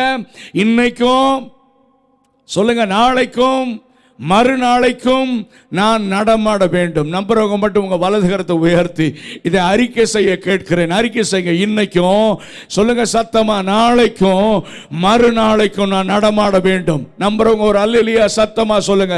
கர்த்தர் தீர்க்க தரிசனமாக உங்களோடு கூட பேசிக் கொண்டிருக்கிறார். கர்த்தர் உனக்கு ஒரு பகற்காலம் கொடுத்திருப்பார் என்றால் சாத்தான் உங்களை மேற்கொள்ள முடியாது, உங்களை அவன் எந்த காரியமும் செய்ய முடியாது. ஏன்னா அந்த பகற்காலத்திலே தேவ சித்தம் செய்ய விசேஷித்த தேவ பலனை கர்த்தர் உனக்கு தருவார். எதிர்ப்புகளை சமாளிக்க, பிசாசின் கிரியைகளை அழிக்க கர்த்தர் உன்னை பலப்படுத்துவார். மூவ் ஃபார்வர்ட், தொடர்ந்து முன்னேறி செல்லுங்கள். கர்த்தருடைய ஆவியானவர் இந்த காலை நேரத்தில் நம்மோடு கூட பேசிக் கொண்டிருக்கிறார். அப்போ ஆண்டவர் சொல்றாரு, இன்னைக்கும் நாளைக்கும் மறுநாளைக்கும் நான் நடமானுண்டா. ஆமென். எருசலேமுக்கு புறம்பே ஒரு தீர்க்கதரிசியும் மடிந்து போகிறதில்லை என்று நான் சொன்னதாக. ஷார்ஜால யார் நரின்னு உங்களுக்கு தான் தெரியும். உங்களை யார் த்ரெட் பண்றா, யார் உங்களை டிஸ்டர்ப் பண்றா, தேவ சித்தத்தை விட்டு தடுமாற பண்ணுகிற நரி யாருன்னு உங்களுக்கு தான். ஒவ்வொருத்தருக்கும் ஒரு நரி இருக்கும். ஹல்லேலூயா. இந்தியாவில் நிறைய நரி இருக்கு.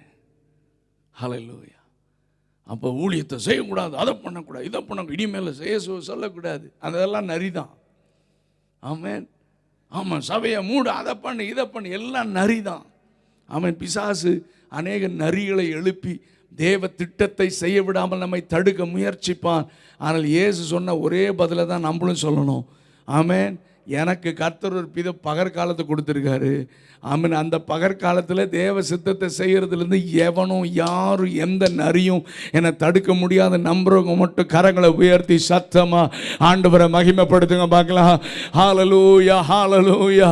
என்னை நம்பி அவர் தந்த இந்த பொறுப்பை அவர் வரும் வரை காத்துக்கொள்வேன். எனக்கு ஒரு சீசனை கர்த்தர் வைத்திருக்கிறார். எத்தனை பேர் விசுவாசிக்கிறீங்க பிரதர்? உங்களுக்கு கர்த்தர் ஒரு சீசனை வச்சிருக்கிறாங்க. அந்த சீசனில் யாரும் ஒன்றும் செய்ய முடியாது. நம்மை அழைத்தவர் கர்த்தர். இந்த காலத்தில் நம்மை பயன்படுத்த கர்த்தர் நமக்கு ஒரு சீசனை வச்சிருக்கிறாங்க. அதில் ஒன்றே ஒன்று கவனமாக இருக்கணும், தேவ சித்தம் செய்ய. அதில் மட்டும் கவனமாக இருந்தேன்னா பாதுகாக்கிறது அவருடைய வேலை. ஆமென். ஏரோது உம்முடைய கொலை செய்த மனதாக இருக்கிறான்னா ஆண்டவர் பயப்படவே இல்லை. தேவன் அறியாமல் ஒன்றுமே வாழ்க்கையில் நடக்காது. அகஸ்டின் ஜெயக்குமார் என்ன சொல்லுவாங்க, பீகார் மிஷனரியுடைய கல்லறை தோட்டம் அங்கே அவங்க ஆண்டவர் கொண்டு போனார். இன்றைக்கி 51 ஆண்டுகளை முடிச்சிட்டாங்க. ஆமீன். எத்தனையோ கொலை மிரட்டல்கள், எத்தனையோ பிரச்சனைகள். ஆமீன். நீங்கள்லாம் இமேஜின் பண்ண முடியாத அளவுக்கு அங்கே பெரிய பிரச்சனைகள், த்ரெட் உண்டு. ஆனால் இதுவரைக்கும் ஆமேன் ஒரு சின்ன இன்சிடென்ட் இடையில் நடந்து ஒழிய தேவ மனிதன் மேலே கை போடுவதற்கு ஆண்டவர் அனுமதிக்கவே இல்லை. எத்தனையோ துப்பாக்கி முனைகளில் நின்றுருக்கிறாங்க. ஆமீன். எத்தனையோ சாட்சிகளை நீங்களும் கேள்விப்பட்டிருக்கலாம். நான் அடிக்கடி அங்கே போகிறதுனால எனக்கு தெரியும். ஆமீன். கடந்த 25 ஆண்டுகளாக I been travelling with him. I know அவங்க ஊழியங்கள், அவங்களுடைய காரியங்கள், அவங்களுடைய பிரச்சனைகளை தெரியும் எனக்கு. ஆமீன். தேவன் அனுமதிக்காமல் ஒருவனும் உன்மேல் கை போடுவதில்லை. கர்த்தருடைய ஆவியானவர் இங்கே இருக்கிற அனைவரோடு முகமுகமாக பேசுகிறது நான் ஆவியில உணர்ந்து சொல்லுகிறேன். தேவ சித்தத்தின் மையத்தில் நீங்கள் இருந்தால், கர்த்தர் உங்களுக்கு கொடுத்த பகற்காலத்தில் தேவ சித்தம் செய்ய கவனமாக இருந்தால், எதிர்ப்புகள் வரும், பிரச்சனைகள் வரும். உங்களை தேவ திட்டத்திலிருந்து வெளி விலக உங்களுக்கு எவ்வளவு ட்ரை பண்ணணுமா, பிசாசு ட்ரை பண்ணுமா, ஆனா நீங்க சொல்லுங்க, தேவ சித்தத்தை செய்வதிலிருந்து யாரும் என்னை தடுக்க முடியாது. கர்த்தர் எனக்கு ஒரு பகற்காலத்தை வைத்திருக்கிறார். கர்த்தர் எனக்கு ஒரு சீசனை வைத்திருக்கிறார். அந்த சீசன்ல என்னை கொண்டு அவர் செய்ய வேண்டியதை என்னை கொண்டு அவர் செய்து முடிப்பார். உன் குடும்பத்தை கொண்டு, உன் பிள்ளைகளுடைய வாழ்க்கையில, நம்முடைய திருச்சபையில கர்த்தர் தம்முடைய சித்தத்தை செய்து முடித்தே தீருவார். அது வரைக்கும் உன்னை அவர் கைவிட மாட்டார். அது வரைக்கும் உங்களையும் என்னையும் அவர் கைவிடவே மாட்டார். வலுவாதபடி நம்மை காக்கிறவர் கடைசி வரைக்கும் நம்மோடு கூட இருந்து. மனிதர்கள் கைவிடலாம், சூழ்நிலைகள் மாறலாம், ஆனால் அழைத்த தேவன் மாறவே மாட்டார், கைவிடவே மாட்டார். கடைசி வரைக்கும் நம்மோடு கூட இருந்து தேவ சித்தத்தை செய்வதற்கு ஒண்ணே ஒண்ணுதான், வாஞ்சை, அர்ப்பணிப்பு. ஹல்லேலூயா. ஏன் சித்தம் அல்ல, ஏன் விருப்பம் அல்ல. ஒருவேளை இந்த அபுதாபி ஷார்ஜால இந்த எமிரேட்ஸில் கர்த்தர் கொண்டு வைத்தது, ஒருவேளை நீங்கள் நல்லா இருக்கணும், உங்கள் குடும்பம் நல்லா இருக்கணும், உங்கள் பிள்ளைங்க நல்லா இருக்கணும், அவங்க எதிர்காலம், அதை ஆண்டவர் மிகவும் அதிகமாக விரும்புகிறார். ஆனால் அது மட்டுமல்ல நம்முடைய நோக்கம். ஏன் நான் வந்ததற்கு ஒரு முகாந்திரம் இல்லையா? என்னை ஏன் இங்கே வைத்திருக்கிறீர்? இந்த இடத்துல நான் தேவ சித்தத்தை நான் செய்ய வேண்டும் ஆண்டவரே, என்னை ஒப்பு கொடுக்கிறேன் என்று ஒப்பு கொடுத்தால், நான் சொல்றேன், எந்த இடத்துல இருந்தாலும் தேவ சித்தம் செய்து முடிப்பதற்கு கர்த்தர் நமக்கு உதவி செய்வார். ஒரு அல்லேலூயா சத்தமா சொல்லுங்க பார்க்கலாம். இந்த காலை நேரத்தில் கர்த்தர் நம்மோடு கூட பேசி கொண்டிருக்கிறார். ஆமென். Praise be to God. So நாம் தேவனுடைய சித்தத்தை ஆண்டவர் நமக்கு கொடுத்த பகற்காலத்தில் நாம் செய்து முடிக்க வேண்டும். அநேக காரியங்களை சொல்லணும், நான் ஸ்கிப் பண்ணிவிட்டு ஒரே ஒரு காரியத்தை மட்டும் நான் சொல்லி ஜெபம் பண்ண விரும்புகிறேன். ரெண்டாவது சர்வீஸ்லையும் இந்த காரியங்களை இன்னும் அதிகமாக நம்மோடு கூட நம்ம ஒருவேளை பகிர்ந்து கொள்ள கர்த்தர் அனுக்கிரகம் செய்வார். சரி, ஒரே ஒரு வசனத்தை மட்டும், நம்ம எல்லாருக்கும் தெரிந்த ஒரு அதிகாரம், மத்தேயு 25ஆம் அதிகாரத்துக்கு நேரம் திருப்புங்க பார்க்கலாம். அது நமக்கு எல்லாருக்கும் தெரிஞ்ச அதிகாரம் தான், அது எல்லாத்தையும் வாசிக்கிறதுக்கு நேரம் இல்லை. ஆனால் அதுலேருந்து அந்த சாயங்கால நேரத்தை எப்படி அசட்டை பண்ணினார்கள், அதனாலே வந்த விளைவை குறித்து நம்ம தியானிக்க போகிறோம். ஒரு 5 நிமிஷத்தை தியானித்து நம்ம முடிக்க போகிறோம். அப்போ அந்த மத்தேயு 25 அப்பொழுது பரலோக ராஜ்யம் தங்கள் தீவட்டிகளை பிடித்து கொண்டு மணவாளனுக்கு எதிர்கொண்டு போக புறப்பட்ட 10 கன்னிகைகள். நான் சின்ன வயசுலாம் இந்த பைபிளை வாசிக்கும் போது, பாவம் யாரோ அந்த 10 கன்னிகள் யாருன்னு தெரில, அதில் 5 பேர் எல்லாரும் மணவாளனை எதிர்கொள்ள தான் போனாங்க, 5 பேர் கைவிடப்பட்டாங்க, பாவம்னு சொன்னேன். அப்புறம் தான் ஆண்டவர் சொன்னார், எப்பா நீங்கள் தான் அந்த 10 கன்னிகைகள். சபை 10 கன்னிகள்னா யாரை குறிக்கிறது? அப்போஸ்தலனாகிய பவுல் கொரிந்து சபைக்கு எழுதும் பொழுது, ஆமென், கிறிஸ்து எனும் ஒரே புருஷனுக்கு ஒப்பு கொடுக்க நியமித்தபடியால் கன்னிகையாக, கற்புள்ள கன்னிகையாக, 2 கொரிந்தியர் 11ஆம் அதிகாரம் 2ஆம் வசனம் நினைக்கிறேன், வாசிக்கலாம். ஆமென். அந்த வசனம், ஏன்னா சபைக்கு ஏராளமான பெயர்களை ஆண்டவர் கொடுத்திருக்கிறார். அதில் ஒரு பெயர் என்னது சொல்லுங்க? கற்புள்ள கன்னிகை. ஆமென். ஆமாம், 2 கொரிந்தியர் 11ஆம் அதிகாரம் 2ஆம் வசனம், நான் உங்களை கற்புள்ள கன்னிகையாக கிறிஸ்து என்னும் ஒரே புருஷனுக்கு ஒப்பு கொடுக்க நியமித்தபடியால் உங்களுக்காக தேவ வைராக்கியம் கொண்டிருக்கிறேன். அப்போ 10 கன்னிகள் என்றால் சபை, நீங்களும் நானும். இப்போ தங்கள் தீவட்டிகள் இருக்குல்ல, அதுக்கு என்ன அர்த்தம்னா, ஆங்கிலத்தில் which took their lamps, இல்லைங்களா? ஆமாம், who took their lamps, lamp, அது தீவட்டி. லேம்புக்கு இன்னொன்று தீபம் என்று நம் மொழிபெயர்க்கலாம், தீபம். இந்த தீபத்தை குறித்து வேதம் என்ன சொல்கிறது? நீதிமொழிகள் 20:27 நினைக்கிறேன், மனுஷனுடைய ஆவி, சொல்லுங்க, கர்த்தர் தந்த தீபமாக இருக்கிறது. அப்போ இந்த வசனத்துக்கு என்ன அர்த்தம்னா, நாம் ஆண்டவர் நமக்கு உள்ளே கொடுத்த ஆவியாகிய தீபத்தை பிடித்து கொண்டு மணவாளனுக்கு எதிர்கொண்டு போக நம்ம டிராவல் பண்ணுறோம். நம்ம எல்லாருமே டிராவலில் இருக்கிறோம். எதுக்குன்னா ஒன்னே ஒன்று தான், மணவாளனை எதிர்கொள்ள. ஹல்லேலூயா. அதுக்கு தான் சபைக்கு வருகிறோம். இதுதான் ஸ்பிரிச்சுவல் ஜேர்னி. ஆமென். ஓகே, இதை அடுத்த வசனம் என்ன எழுதியிருக்கு? 2வது வசனம் சொல்லுங்க. அவர்களில் 5 பேர் புத்தி உள்ளவர்கள் 5 பேர். அப்ப சர்ச்சில் இந்த 2 குரூப் இருக்குமா இருக்காதா? என்னங்க, ஆனா நம்ம எந்த குரூப்ல இருக்கணும்னு இருக்கிறோன்னு நமக்கு நல்லா தெரியும். ஆமென். அதான் நான் மறுபடியும் சொல்றேன், சபையில் என்னை கொண்டு என்ன செய்கிறாரோ அந்த காரியத்தில் மட்டும் நான் இருந்தேன்னா நான் புத்தி உள்ளவன். தனக்கு அடாத வழக்கில் தலையிடுகிறவன், இந்த வசனம் நமக்கு தெரியாதுல்ல, நாயை காதை பிடித்து இழுக்கிறவன். காதை பிடிச்சி இழுத்தா கடிக்குமா கடிக்காதா சொல்லுங்க? அப்போ நமக்கு என்ன டிபார்ட்மெண்ட், நமக்கு என்ன காரியம், நமக்கு எதில் வச்சிருக்க அதை நம்ம உண்மையாக சின்சியராக நாம் செய்து முடிக்கணும். தேவனுக்கு முன்னால் போய் நிற்கணும். அவ்வளோதான் நம்ம சிந்தையில் இருக்கணும். என்னை கொண்டு கர்த்தர் என்ன செய்ய விரும்புகிறார்.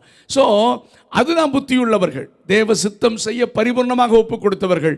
ஆனால் தேவ சித்தம் செய்யாமல் ஆகும் நமக்கு தெரிஞ்சதெல்லாம் செஞ்சு மற்றவன் தலையிட்டு ஆமேன் குழப்பம் உண்டாக்குறவன் புத்தி இல்லாதவன்.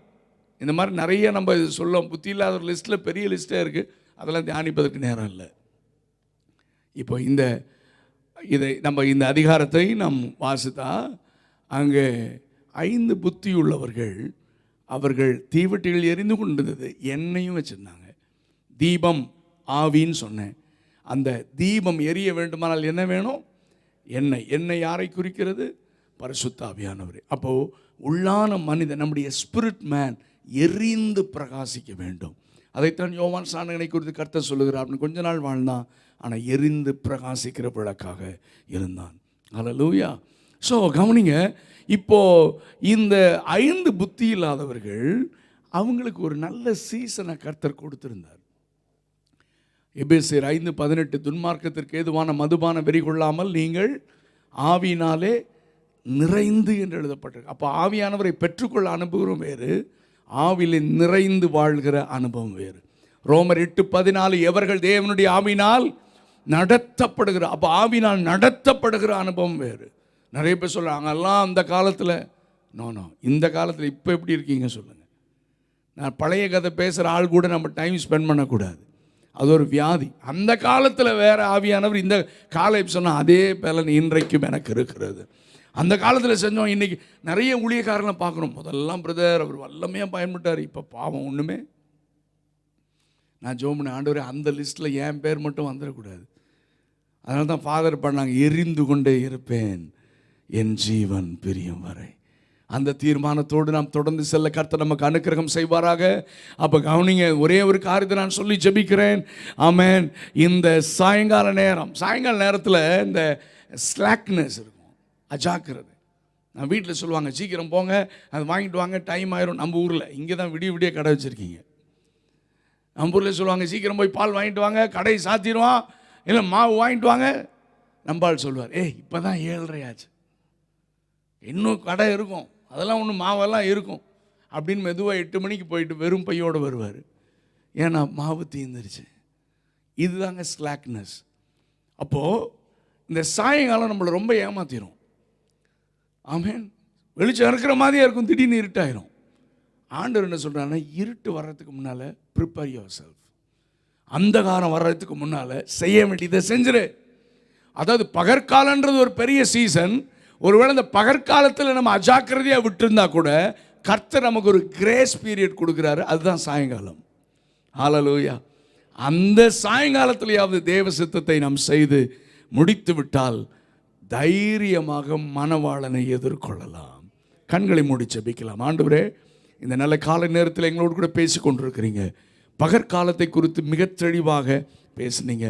பகற்காலத்தில் தேவ சித்தம் செய்ய விடாதபடி சத்துரு எங்களை எதிர்ப்பான், பிரச்சனைகளை கொண்டு வருவான். ஆனால் எங்களுக்கு கொடுத்த பகற்காலத்தில் தேவ சித்தம் செய்கிறதுலேருந்து யாரும் எங்களை தடுக்க முடியாது. எங்களுக்கு உதவி செய்யும் தைரியத்தை கொடுப்பீராக. தொடர்ந்து முன்னேற அனுக்கிரகம் செய்யுங்க. இந்த ஆராதனைக்கு வந்திருக்கிற ஒவ்வொருவரையும் ஆசீர்வதியும். தேவ கரம் இந்த சபையோடு இருந்து இந்த கர்த்தர் இந்த சபைக்கு கொடுத்த பகற்காலத்தில் தேவ சித்தத்தை செய்து முடிக்க அனுக்கிரகம் செய்வீராக. இயேசு கிறிஸ்துவின் நாமத்தில் பிதாவே, ஆமென். ஆண்டவராகிய இயேசு கிறிஸ்துவின் நாமத்தில் மீண்டுமாக வாழ்த்துகிறேன். என் அன்போடு கூட அழைத்ததான அருமையான பாசி மேனவர்களுக்காக நான் தேவனுக்கு நன்றி செலுத்துகிறேன். நீண்ட ஆண்டுகள் எங்களுக்கு கர்த்தர் கொடுத்த நல்ல ஐக்கியத்திற்காக தேவனுக்கு நன்றி செலுத்துகிறேன். பாஸ்டர் பால்சாமி அவர்களுக்காக, இங்கே இருக்கிற ஒவ்வொரு எல்டர்ஸ் பிலீவர்ஸ்க்காக நான் தேவனை துதிக்கிறேன். கர்த்தர் நல்லவர்.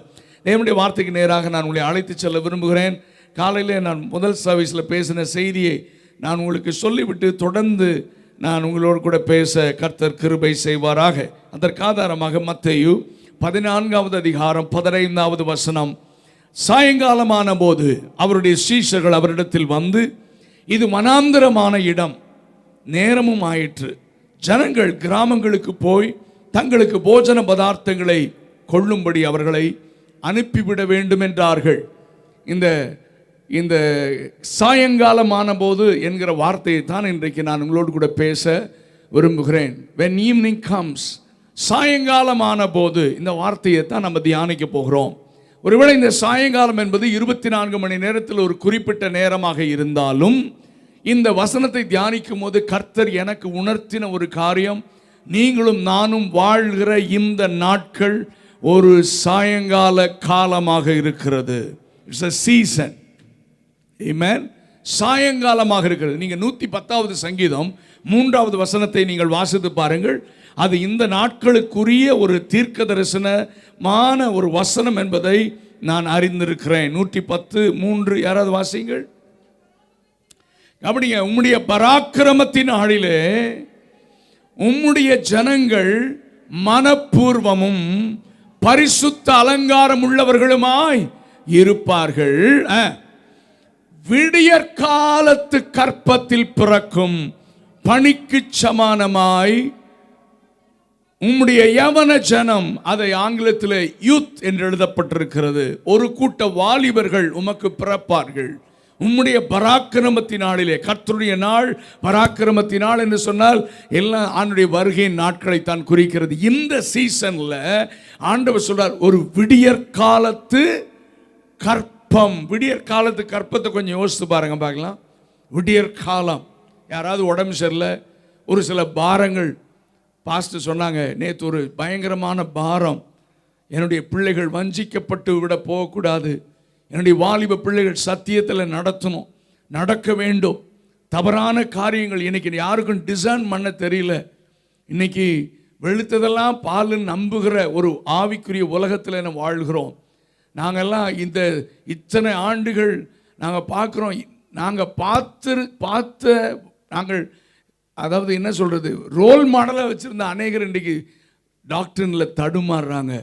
இன்றைக்கி நிறைய வாலிபர்கள் எழும்பி அவர்களை நல்ல பரிசுத்தவான்கள் ஒரு லீடர்ஷிப் கீழே இருந்து, ஆமேன், அவர்கள் கற்றுக்கொண்டு காரியங்களை செய்யாமல், ஆமேன், நான் ஒரு தம்பியை பார்த்து கேட்டிருக்காங்க, தம்பி உங்களை மென்டர் யாருன்னு கேட்டால் பரிசுத்த ஆவியானவர். எப்படிங்க? ஆமாம், இந்த உலகத்தில் யாருமே இல்லையா? ஆமாம், அவங்க பாருங்கள், யாருமே லீடர்ஸாக வச்சுக்கிறது நான் ரெடியாக இல்லை. நான்லாம் இத்தனை மோர் தென் 35 இயர்ஸ் நம்ம ரட்சிக்கப்பட்ட ஆரம்பத்திலிருந்து நான் ஊழியம் செய்து கொண்டிருக்கிறேன். ஒருவேளை கவர்மெண்ட்டில் அக்ரிகல்ச்சர் டிபார்ட்மெண்ட்டில் அநேக ஆண்டுகள் நான் வேலை செய்தாலும், வேலை செய்து கொண்டே நான் ஊழியம் செய்தேன். இத்தனை ஆண்டுகள் அண்ணனோடையே கிட்டத்தட்ட 25 years I am travelling. So ஆனால் இன்றைக்கும் பரிசுத்தவான்கள் அங்கே காரியங்களை சொல்லும் போது நாங்கள் கீழ்ப்படிய கற்றுக்கொள்ள நாங்கள் ஆயத்தமாக இருக்கிறோம். அதனால தான் சரியாக நாங்கள் நடக்க ஆண்டவர் எங்களுக்கு உதவி செய்கிறார். ஒரு அல்லேலூயா சொல்லுங்க பார்க்கலாம். இன்றைக்கி ஒரு அண்ணன் தான் அடிக்கடி சொல்லுவாங்க, ஒரு சீடியில் ஒரு பாட்டு ஹிட்டாச்சு நான் தலைகளாக தான் நடக்கிறான். ஏன்னா நம்ம சர்ச்சு பாஸ்டர்ஸும் ஆமென் நல்ல முதிர்ந்த ஒரு நல்ல அனுபவமிக்க சாதித்து வாழ்ந்து காண்பித்த தேவ மனிதரில் ஆமென் கூப்பிட்டு எங்கள் சபை வசனத்தில் தேரணும்னு எங்கள் பாஸ்டர்ஸ் எங்கள் ஊரெல்லாம் விரும்புகிறதே இல்லை. பிரதர், அவனை கூப்பிட்டா டான்ஸ் போட்டால் கூட்டம் பயங்கரமாக வருதுன்னு கூப்பிட்றான். நான் மலேசியாவில் போய் நான் திட்டின மாதிரி மலேசியாக்காரனை எவனும் திட்டிருக்க முடியாது. நான் சொன்னேன், லூசிஃபர் வந்தால் கூட நீ கூட்டம் வச்சிருவடா. நீ இருக்கிறீங்களா இல்லையா? அப்போ நம்ம சபைக்குள்ளே ஆளை விடுறதே யோசித்து தான் விடணும். எல்லாரையும் விட முடியாது. பிரசங்கம் பண்ணுறது ஈஸி, வாழ்கிறது தான் மிக முக்கியம். சாட்சியுள்ள வாழ்க்கை வாழ்ந்து ஆமென் அந்த மாதிரி நபர்கள் வந்தால் தான் சபை பக்தி விருத்தி அடையும். கரங்களை உயர்த்தி ஒரு அல்லேலூயா சொல்லுங்க. ஸோ இந்த நாட்களிலே பாஸ்டர் சொன்னாங்க, இந்த மாதிரி எங்கள் பிள்ளைங்க தடுமாறுறதை பார்த்தா எனக்கு தூக்கமே இல்லை பிரதர். நாங்கள் இதுதான் அநேக பரிசுத்தவானுடைய அண்ணனும் அதை சொல்லுவாங்க, அகஸ்டின் அண்ணனும். நைட்டு திடீர்னு ஒரு சில காரியங்கள் சிந்தையில் வந்துருச்சு, நைட்லாம் நான் தூங்கவே இல்லை வெஸ்லின்னுவாங்க. அப்போது கவனிங்க, இந்த மாதிரி பாரத்தோடு காரியங்கள் இருக்கும்போது தூக்கம் வராது. இன்னொரு பக்கம் பார்த்தீங்கன்னா உலகத்தில் வியாதியாக இருக்கிறவங்க, இல்லை கடன் பிரச்சனையில் இருக்கிறவங்க. ஆனால் இப்பெல்லாம் மாறிடுச்சு காலம். கடன் வாங்கினவன் நிம்மதியாக தூங்குறான், கடன் கொடுத்தவன் தானே செய்ய மாட்டேன்றான். சரி விடுங்க, அதை பற்றி எதுக்கு பேசணும். ஓகே, அப்படி நம்ம இப்படி போயிட்டுருக்கு. Okay fine. ஸோ இந்த மாதிரி வியாதியாக இருக்கிறவங்க, பிரச்சனையில் இருக்கிறவங்க, போராட்டத்தில் இருக்கிறவங்க நைட்லாம் தூங்க மாட்டாங்க. அடிக்கடி வாட்ச் எடுத்து பார்த்துட்டே இருப்பாங்க. எதுக்கு? விடியஞ்சிச்சா, வெளிச்சம் வந்துருச்சா, நைட்லாம் தூங்கலை, சரி பகல் வந்தால் நல்லா இருக்குமே. ஸோ அந்த ஒரு கண்ணோட்டத்தில் இந்த வசனத்தை பாருங்கள். ஒரு விடியற் காலத்து கற்பம், ஒரு பெரிய ராக்காலம் முடிந்து ஒரு விடியற் காலத்தின் கற்பத்தில் ஒரு யவன ஜனம் பிறக்கும். விடியற் காலம் என்றால் வேதத்தின் அடிப்படையில் நான் சொன்ன மாதிரி ஆராதனையில் 400 ஆண்டு காலங்கள் இருண்ட காலங்கள் என்று அழைக்கப்பட்டது. 400 ஆண்டு காலங்கள் இருண்ட காலம். ஒரு டார்க்னஸ். இன்னைக்கு நான் இப்படி தான் பார்க்குறேன். எப்பொழுதுமே நீங்கள் எழுப்புதல் சரித்திரங்களை பார்த்தீங்கன்னா, எழுப்புதலுக்கு முன்னால் ஒரு பயங்கரமான டார்க்னஸ் சபையை ஆட்கொண்டதை சரித்திரத்தில் பார்க்க முடியும். ஏன்னா அந்த பிசாசு இந்த ரிவைவலை ஸ்மெல் பண்ணிட்டான்னா, அந்த ரிவைவல் வரக்கூடாதபடிக்கு தடுக்க மேக்சிமம் ட்ரை பண்ணுவான்.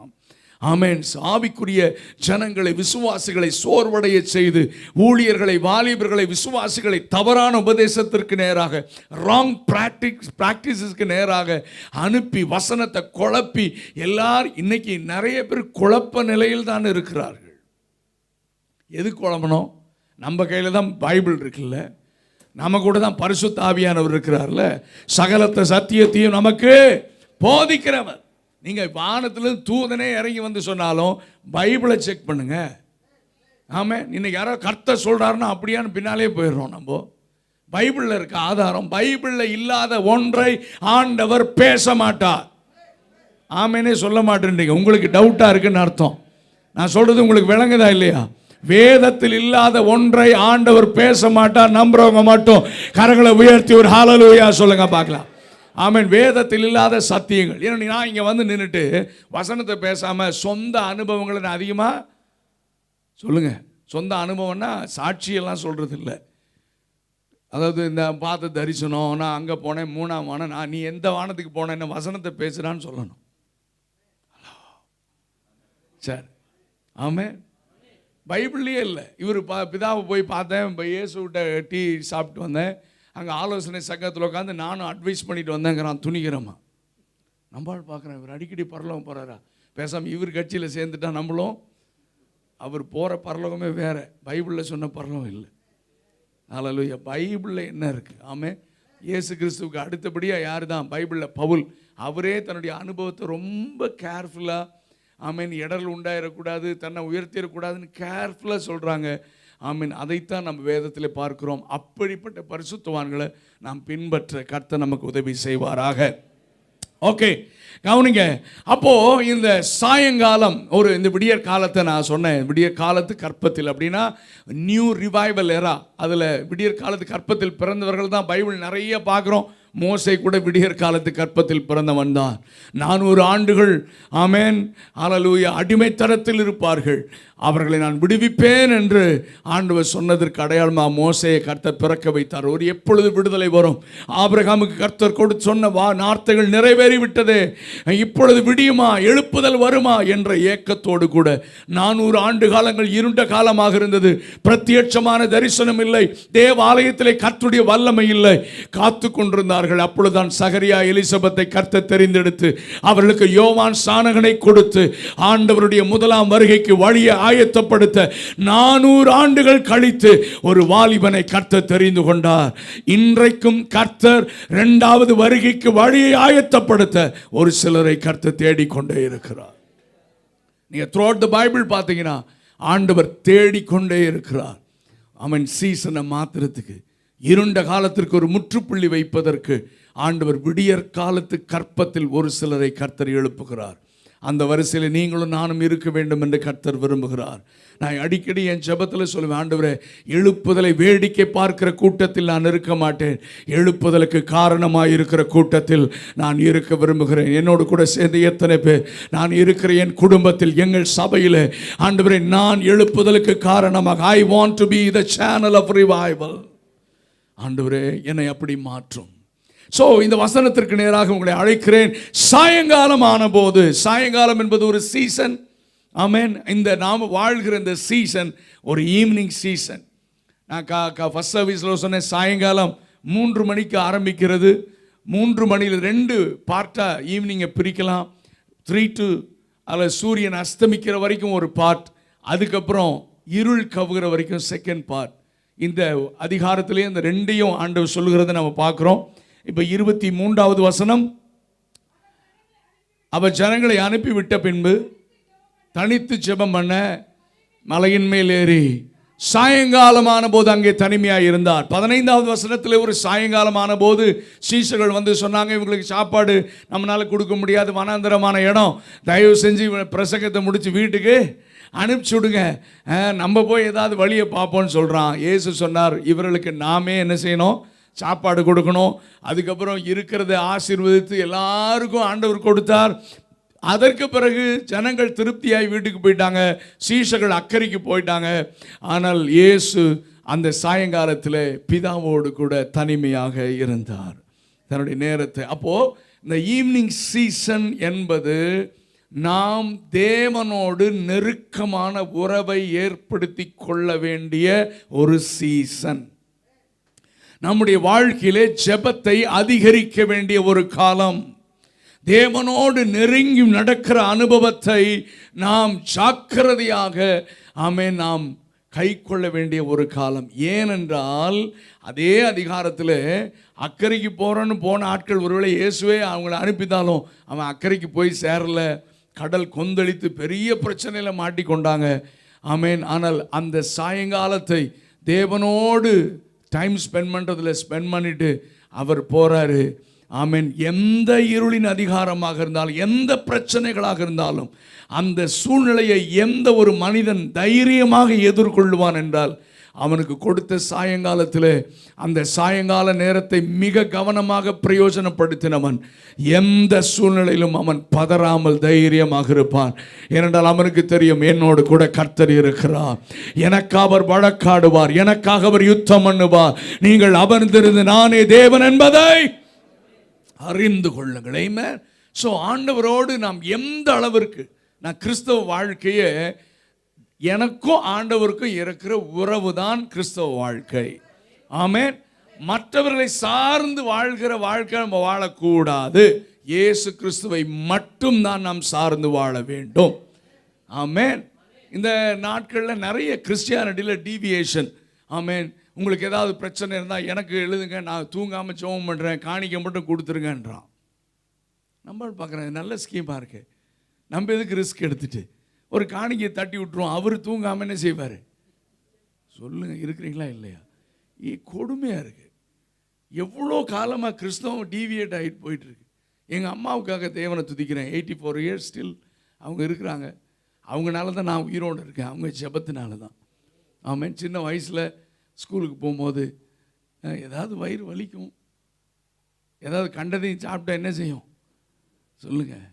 அம்மா சமையல் பண்ணிகிட்டு இருப்பாங்க, அம்மா பயங்கரமாக வயிறு வலிக்கு, உயிரே போதுன்னு சும்மா பில்டப் பண்ணுறது தான். எங்கள் அம்மா திரும்பி பார்த்து சொல்லுவாங்க, டே ஏதாவது நீ அக்கிரமம் பண்ணியிருப்படா, போய் அறிக்கை செஞ்சு ஜெபம் பண்ணி சரியாயிரும். நான் நினைப்பேன், நீங்களாம் ஒரு அம்மாவா? என்னுடைய எதிர்பார்ப்பு என்னென்னா, எங்கள் அம்மா சமையல்லாம் விட்டுட்டு ஸ்டவ் ஆஃப் பண்ணிவிட்டு என்னை கைத்தாங்களாக கூட்டிகிட்டு போய் பெட்டில் படுக்க வச்சு விளக்கெண்ணெய் எடுத்து வயிற்றில் போட்டு தடவி 2 நாள் நீ ஸ்கூலுக்கு போக வேண்டாம் மகனே. டாடா எங்கள் அம்மா மாதிரி உலகத்தில் சொல்லுங்கள், சிரிக்கிறீங்க, நம்ம கதை தான். கண்டிப்பாக பேசி மனம் திரும்புன்னு சொன்னால் இந்த ஆள் கிடைக்கிறாரியா வேண்டாம். ஆனால் இன்னொருத்தன் தடவுறதுக்கு 90 பேர் இருக்கான். ஆமென். காலையில் எழுந்திரிச்சோன்னே ஜோசியம் சொல்கிற மாதிரி தான் வாட்ஸ்அப்பில் வருது, இப்பொழுது கர்த்தருடைய வல்லமை வருது. ஒன்றும் வராது. இப்பொழுதே கடன் பிரச்சனை மாறுகிறதை பார்க்கிறேன். இவன் என்ன பார்க்குறான்னு யாருக்கும் தெரியாது. இருக்கிறீங்களா? இல்லை. சகோதரர் ஜெபம் பண்ண கடன் பிரச்சனை மாறுமா? நீங்கள் சொல்லுங்கள், ஓப்பனாக சொல்லுங்கள். மாற திருப்பி கட்டினா தான் மாறும். ஆமென். அவனுக்கு நான் என்ன சொல்லுவேன்னா, கடன் பிரச்சனைக்காக ஜெபம் பண்ணுறேன், ஆனால் அதுக்கு முன்னால் ஒரு கவுன்சில் கொடுக்குறேன். கடன் வாங்க மாட்டேன்னு தீர்மானம் எடுங்க, நான் ஜெபம் பண்ணுறேன். ஆமென். நான் தைரியமாக சொல்ல முடியும், ஒரு பைசா கடன் இல்லாமல் நாங்கள் வாழ்கிறோம், ஊழியம் செய்கிறோம். ஏன்னா கர்த்தர் சொல்லாத எதையுமே செய்கிறதில்லை, அகலக்கால் வைக்கிறது இல்லை. ஆமென். ஆமாம், சொந்த வீடு கூட எனக்கு இல்லை, ஆனால் சந்தோஷமாக இருக்கிறேன் நான். ஏன் கட்டுற வீடெல்லாம் நமக்கு தான். கோயம்புத்தூரில் கட்டணுன்னா டூலெட் போடுறான். நாங்கள் நினச்சா புது புது வீடாக போவோம். இருக்கிறேன். என் ஒய்ஃபு கல்யாணமான புதுசில் ரொம்ப கொஞ்சம் இப்படி நச்சுன்னு பண்ணி பார்த்தா. ஏன்னா அது வேறு ரத்தம் அது. சரி விடுங்க. அவன் சொன்னான், ஐயோ நமக்கு வீடு வேணும். இப்போ பேசுகிறதே இல்லை. ஏன்னா இவங்கிட்ட சொல்லி ஒரு பிரயோஜனமோ. நான் சொல்லுவேன், ஏம்மா கட்டுறவெல்லாம் நமக்கு தான் கட்டுறான். ஆண்டவர் வாடகை கொடுக்க கையை பலப்படுத்துறாரு. 1ஆம் தேதியில் 30ஆம் தேதியை வாடகை கொடுத்துருது. ஆமென். நமக்கு இது கொஞ்சம் சௌரியம் இல்லையா? பக்கத்தில் வேற புதுசாக கட்டானா போயிடலாம். இருக்கிறீங்களா? இல்லை. ஆனால் நம்ம கன்னியாகுமரி மக்களுக்கு லைஃப் டார்கெட்டு, வாழ்கிறதின் நோக்கமே வீடு போடுறது தான். ஆமாம், வீடு போட்டு இவரும் போய் சேர்ந்துருவார், அவ்வளோதான். ஆமென். ஹல்லேலூயா. நீங்கள் தப்பாக நினச்சிக்காதீங்க. தப்பாக நினச்சாலும் அதுதான் உண்மை. என்ன சரி, ஓகே. ஏன்னா எங்கள் குடும்பத்தில் நிறைய பேர் இருக்காங்க. ஆமாம். எதுக்குப்பா துபாய் வந்திருக்கு? ஷார்ஜால கேம்ப்லலாம் நான் போய் பார்த்து ஊழியம் செஞ்சுருக்கேன். ஏன் இவ்வளோ கஷ்டப்படுறீங்க? வீடு போடணுன்றான். வீடு என்ன செய்யணும்? ஏன்னா கல்யாணத்துக்கு முன்னால் போட்டால் தான் வரும்படி நல்லா இருக்கும். வீடை பெருசாக போட்டால். நான் இந்த அழகப்பபுரம் 5 கிராமம் நாங்கள் போய் அடிக்கடி அங்கே ஊழியம் செய்வேன். என் நண்பர்கள் இருக்காங்க. அங்கே போனால் முதல்ல அந்த அழகப்பபுரம் தான். ஆமாம். போய் கன்வென்ஷனில் பேசுகிறேன். கடைசியாக வர்றாங்க, கை வைக்கிறதெல்லாம் பிசாசு எல்லாம். ஏன்னா ரோமன் கேத்தலிக் ஃபுல்லாக. என்னையான்னு கேட்டேன். எல்லாம் செய்வேனே. அன்னைக்கு எவ்வளோ நேரம் ஜெபம் பண்ணி விடுதலைக்காக. நான் என்னன்னு கேட்டேன், ஏன் செய்வேனே?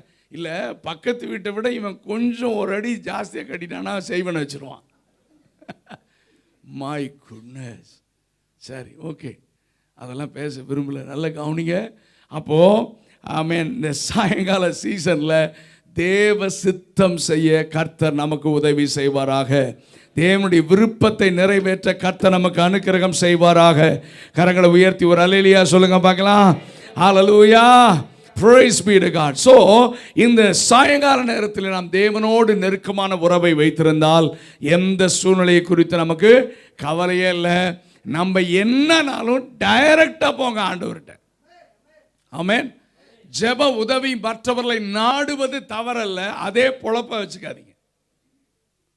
நம்ம ஜெபம் பண்ணாம யார் ஜெபம் பண்ணாலும் அற்புதம் நடக்காது, நடக்கக்கூடாது அப்படின்னு நான் ஜெபம் பண்றேன். நம்மளுக்கு நான் யாருக்கும் அந்த மாதிரி ஃபோனில் அப்படி இப்படின்னு ஜெபம் பண்ணுறது, நான் அவங்களுக்காக ஜெபம் பண்ணுறேன் யாரும் சொல்ல மாட்டேன். நான் அகஸ்டின் நடந்தால் சொல்லுவாங்க, ஐயோ அவர் மாதிரி ஸ்ட்ரைட்டாக பேசுகிற ஆள் யாரும் கிடையாது. ஸ்பான்சர் கூட்டம் வச்சுருக்காங்க சென்னையிலே. எங்கேயோ பெரிய ஸ்பான்சர் கூட்டம், யார் ரெகுலராக ஸ்பான்சர் பண்ணுறவங்க வந்திருக்காங்க. இவர் எந்திரிச்சு சொல்கிறாரு, நான் உங்களுக்காக ரெகுலராக ஜெபம் பண்ணுவேன் நினச்சிட்டு நீங்கள் ஸ்பான்சர் கொடுக்காதீங்கன்றார். யாரோ இப்படி சொல்லுவாங்களா? நான் கூட சொன்னேன், பிழைக்க தெரியாத மனுஷனாக இருக்கார். ஆமென். மற்றவனா சொல்லுவாங்க, நீங்கள் எவ்வளோ கொடுக்குற உங்களை ஆண்டவர் ஆசீர்வதிப்பார். 1 கொடுத்தா 100 கொடுத்தா சொல்லுங்க. இந்த அமெரிக்கன் ஃபண்ட் ரைஸ் பண்ணுறதை பார்த்தீங்கன்னா கொடுமையாக இருக்கும். எடு ப்ளட்ஜ் பண்ணு, எழுது அனுப்பிடுவான். ஒரு ஸ்டோரி சொல்கிறேன், பிரசங்கத்தில் கதையே சொல்ல மாட்டேன், ஆனால் ஒரு கதை சொல்கிறேன், சரியா? வேண்டாமா? பார்த்தீங்களா, நம்மளால் கதை கேட்க உற்சாகமாக இருப்பாங்க. சரி, ஓகே, ஃபைன். ஒரு ஹஸ்பண்ட் அண்ட் ஒய்ஃப்.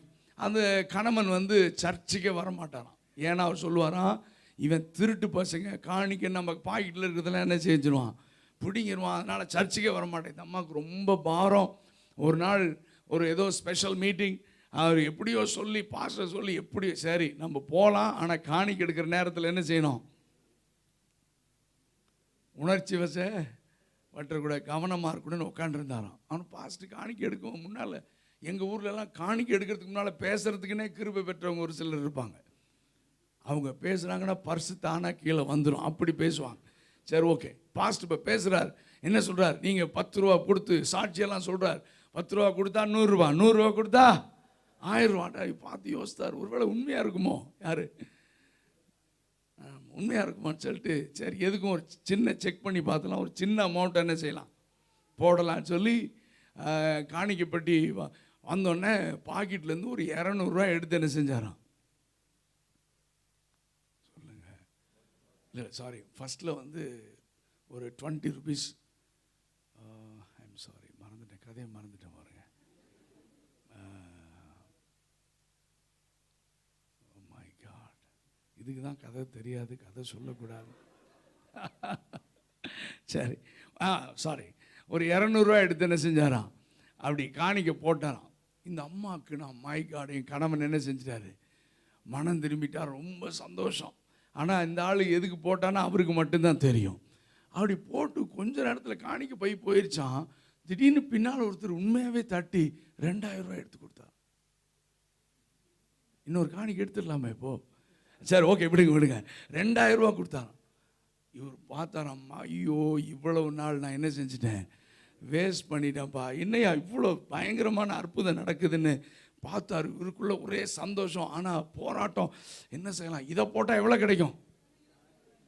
கணக்கில் வீக்கா நீங்கள் 2000 போட்டால் எவ்வளோ கிடைக்கும்? 20,000 ஆமாம், அப்படி தானே? ஆமாம், 10 டைம்ஸ். அப்பா அப்படி இதை மிஸ் பண்ணிடக்கூடாது. ஹலோ, காணிக்க முடிஞ்சது, பைய கொண்டே வச்சாச்சு, கூப்பிட்றா காணிக்க வாயா. இந்த அம்மாவுக்கு ஆண்டவரே தோத்துறேன், என் புருஷனை தொட்டிரே தோத்துறோம் அப்படின்னு கூப்பிட்டு எல்லாம் அப்படி தட்டி என்ன செஞ்சாராம்? 2000 போட்டாராம். கூட்டம் முடிஞ்சுதானா? 20,000 வரல. இவர் இப்படி சுற்றி பார்க்குறான். பின்னால் ஒருத்தர் தட்டியோ 20 ரூபா எடுக்கும், 200 ரூபா எடுக்கும்போது உன் பாக்கெட்டில் தாயா விழுந்துச்சு. அது இதுதான் இன்றைக்கி கிறிஸ்தவம் இவ்வளோ தமாசா போயிட்டுருக்கேன். அவன் ஹல்லேலூயா. நான் சொல்லுவேன், காணிக்க கொடுத்தோன்னா திரும்ப எனக்கு கிடைக்கும்னு நினச்சிட்டு கொடுக்கவே கூடாது. எனக்கு கர்த்தர் கொடுத்ததுலேருந்து ஆண்டவரை நான் நேசிக்கிறேன்றத அடையாளத்திற்காக ஆண்டவர் கொடுக்கணும். ஒரு ஹல்லேலூயா சொல்லுங்க பார்க்கலாம். ஆண்டவர் நமக்கு வாக்கு பண்ணி இருக்கிறாரு, அமுக்கி குலுக்கி சரிந்து போவோம். ஆனால் அப்படி கொடுப்பீரா அப்படின்னு நான் வச்சுக்குவோம். அப்படி கொடுக்கக்கூடாது. I love my Jesus. ஏன் ஊழியம் செய்கிறீங்க? இயேசுவை நான் நேசிக்கிறேன். எதுக்கு ஆராதிக்கிறீங்க? இயேசுவை நான் நேசிக்கிறேன். ஏன் காணிக்க கொடுக்குறேன்? இயேசுவை நான் நேசிக்கிறேன். ஒரு அல்லேலூயா சத்தமா சொல்லுங்க பார்க்கலாம். ஆமென். Okay fine. இந்த செய்திக்கு நேரம் வாங்க. ஆமென். இந்த வேகமாக ஒரு சில காரியங்களை சொல்லணும், நேரம் போயிட்டு இருக்கு. சாயங்காலம் என்பது 2 எச்சரிப்பை நமக்கு கொடுக்கிறது. ஒன்று, நமக்கு ஆண்டவர் கொடுத்த நீண்ட பகற்காலம் முடிவிற்கு வருகிறது. 2வது, ஒரு ராக்காலம் ஆரம்பிக்க போகிறது. இது 2ற்கும் இடையே ஆண்டவர் கிருபையாக கொடுத்த ஒரு சீசன், அதுதான் சாயங்காலம். முதல்ல பகற்காலத்தை குறித்து நான் பேசுகிறேன். நம்ம எல்லாருக்கும் ஆண்டவர் ஒரு பகல் காலத்தை கொடுத்திருக்கிறார். அந்த பகற்காலத்தை நம்ம எப்படி பயன்படுத்துகிறோம் என்பதை ஆண்டவர் சொல்லுகிறதின் அடிப்படையில் நம்ம பார்க்கலாம். யோவான் 9ஆம் அதிகாரம் 4வது வசனத்திலே, பகற்காலம் இருக்கு மட்டும் நான் என்னை அனுப்பினவருடைய கிரியைகளை செய்ய வேண்டும். ஆண்டவர் மிக தெளிவாக சொல்லிட்டாரு. உனக்கு ஒரு சீசன், ஒரு டே டைம். பகற்காலம் என்றால் ஆண்டவர் இந்த உலகத்திலே வாழ்வதற்கு நமக்கு கொடுத்த வாழ்க்கையின் நாட்கள், நம்முடைய காலங்கள். இந்த பகற்காலத்திலே ஏன் எனக்கு இந்த லைஃபை கொடுத்திருக்கிறார்? தேவன் என்னை அனுப்பியிருக்கிறார். யோவான் 1:6 கர்த்தரால் அனுப்பப்பட்ட ஒரு மனுஷன் இருந்தான், அவன் பெயர் யோவான். அந்த யோவானை கர்த்தர் அனுப்பினார். என்னையும் உங்களையும் கர்த்தர் அனுப்பி இருக்கிறார். எதற்காக என்றால் நாம் தேவனுடைய சித்தத்தை செய்து முடிப்பதற்காக. நம்முடைய தனிப்பட்ட வாழ்க்கையானாலும், நம்முடைய குடும்ப வாழ்க்கையானாலும், நம்முடைய திருச்சபையானாலும் தேவ சித்தத்தின்படி நாம் காரியங்களை செய்ய வேண்டும். சபை கூட நல்ல கவனிங்க, நாம் சூஸ் பண்ணல, கர்த்தர் என்னை இந்த தோட்டத்தில் நாட்டி வைத்திருக்கிறார். இதுதான் நமக்கு இருக்க வேண்டிய விசுவாசம். நிறைய பேர் பார்ப்பாங்க, நிறைய சர்ச்சுக்கு போனேன், இது கொஞ்சம் பரவாயில்ல, பெட்டராக இருக்குது, இப்போதைக்கு நான் இங்கே வரேன் அப்படின்வாங்க. நாளைக்கு எங்கே போவேன்னு, அது உண்மைதான், நாளைக்கு எங்கே போவேன்னு தெரியாது. நான் சொல்ல அப்படியெல்லாம் இல்லை. கர்த்தர் என்னை எந்த தோட்டத்தில் நாட்டி இருக்கிறாரோ, அதான் பாடினாங்க, கர்த்தர் நாட்டின தோட்டத்திலே கடைசி வரை நீயும் கனி கொடுப்பாய், விளைந்த பலனை அறுப்பாரில்லை. அப்ப கர்த்தர் நாட்டின தோட்டத்தில் நாம் நின்று கனி கொடுக்க வேண்டும். ஓகே, ஏன்னா தேவ சித்தம். நான் என் விருப்பத்தின்படி இப்படி மனசு அலமாயிர மாதிரி எங்கேயும் போக முடியாது. கர்த்தர் என்னை எங்கே வைத்திருக்கிறாரோ அங்கே கடைசி வரைக்கும் இருந்து கனி கொடுக்க கர்த்தர் நமக்கு உதவி செய்வாராக. ஏன்னா தேவ சித்தத்தின்படி. அப்ப என் தனிப்பட்ட வாழ்க்கையில் தேவ சித்தம், என் குடும்ப வாழ்க்கையில் தேவ சித்தம், எங்கள் திருச்சபையில் தேவ சித்தம். சரி, இது அதிகமாக பேசுவதற்கு நேரம் இல்லை, நான் வேகமாக போகிறேன். நல்ல கவனிங்க. அப்போது நம்ம உயிரோடு இருக்கும்போது நாம் வைக்கப்பட்டிருக்கிற இடங்களிலே, ஆஃபீஸில், கம்பெனியில், ஆமேன், வேறெவர் யூ ஆர், ஆண்டவர் வச்சிருக்காங்களோ அந்த இடத்துல தேவ சித்தத்தை நாம் செய்ய வேண்டும். ஆமேன். வேலை செய்து கொண்டே ஊழியம் செய்யணும். பர்சனல் எவாஞ்சலிசம் தான் ரொம்ப பவர்ஃபுல் எவாஞ்சலிசம். அதுவும் இந்த மாதிரி கண்ட்ரீஸில் தனிப்பட்ட நபரிடத்தில் இயேசுவை அறிமுகப்படுத்தி ஆத்தும ஆதாயம் செய்வது தேவ சித்தமாக இருக்கிறது. வேதத்திலே பொதுவான தேவ சித்தம், தனிப்பட்ட தேவ சித்தம் என்று இருக்கிறது. நீங்கள் பரிசுத்தம் உள்ளவர்களாக இருக்க வேண்டும் என்பதே உங்களை கொண்ட தேவனுடைய சித்தமாய், ஒருவரும் கெட்டு போகக்கூடாது என்பது தேவனுடைய இந்த மாதிரி காமன் வில், பொதுவான தேவ சித்தம். ஆனால் என் பர்சனல் லைஃப்பில் தேவனுடைய சித்தம் நிறைவேற ஆண்டவர் எனக்கு ஒரு பகற்காலத்தை வைத்திருக்கிறார் என்கிற ஜாக்கிரதையோடு நாம் தேவ சித்தத்தை செய்ய கர்த்தர் நமக்கு அனுக்கிரகம் செய்வாராக. வேலை செய்து கொண்டே ஊழியம் செய்ய முடியுமா? ஆமென். பிஸ்னஸ் பண்ணிட்டே ஊழியம் செய்யலாமா? நிச்சயமாக செய்யணும். அப்படி தான் செய்யணும். ஆமென். முழு நேரத்திற்கு கர்த்தர் அழைத்தால் அதுக்கப்புறம் பார்க்கலாம். ஆனால் ஒவ்வொருவரும் ஊழியம் செய்யணும். ஆமென். ஒருவேளை என்னை அறிந்திருப்பீர்கள், நான் அக்ரிகல்ச்சரல் டிபார்ட்மெண்ட்டில் பல ஆண்டுகள் நான் பணிபுரிந்தேன். ஆனால் வேலை செய்து கொண்டே நாங்கள் தேவனுடைய ஊழியத்தை நிறைவேற்றினோம். எங்கள் யூனிவர்சிட்டி சேப்பலில் நாங்கள் ப்ரேயர்ஸ் எல்லாம் ஆரம்பித்தோம். எங்கள் ஆஃபீஸில் அநேகரை கர்த்தர் தொட்டார். எங்கள் ஆஃபீஸில் இருந்து நிறைய பேர் சர்ச்சுக்கு வருவாங்க. ஆமேன். கர்த்தர் அநேகரை தொடுவதற்கு ஆண்டவர் பயன்படுத்தினார். கரங்களை உயர்த்தி ஒரு அல்லேலூயா சொல்லுங்கள். அப்போ வேலை செய்து கொண்டே ஊழியம் செஞ்சுட்டு இருந்தேன். அதுக்கப்புறம் ஆண்டவர் ஒரு பர்டிகுலர் டைமில் விட்டுட்டு வெளியே வாடானார். வேலையை விட்டுட்டு கடந்த 10 ஆண்டுகளுக்கு மேலே வேலையை தூக்கி வீசிட்டு ஆண்டுடைய ஊழியத்தை செய்ய ஆண்டவர் கிருபை தருகிறார். Okay, fine. நல்ல கவனிங்க. அப்போ ஏன் பகற்காலத்தில் தேவ சித்தம் செய்யணும்? ஆண்டவர் இந்த உலகத்தில் இருக்கும் பொழுது ஆமென் பிதாவின் சித்தம் செய்வதை என்னுடைய போஜனம். அவருக்கு தெரியும் எனக்கு பிதா ஒரு சீசனை கொடுத்திருக்கிறார்.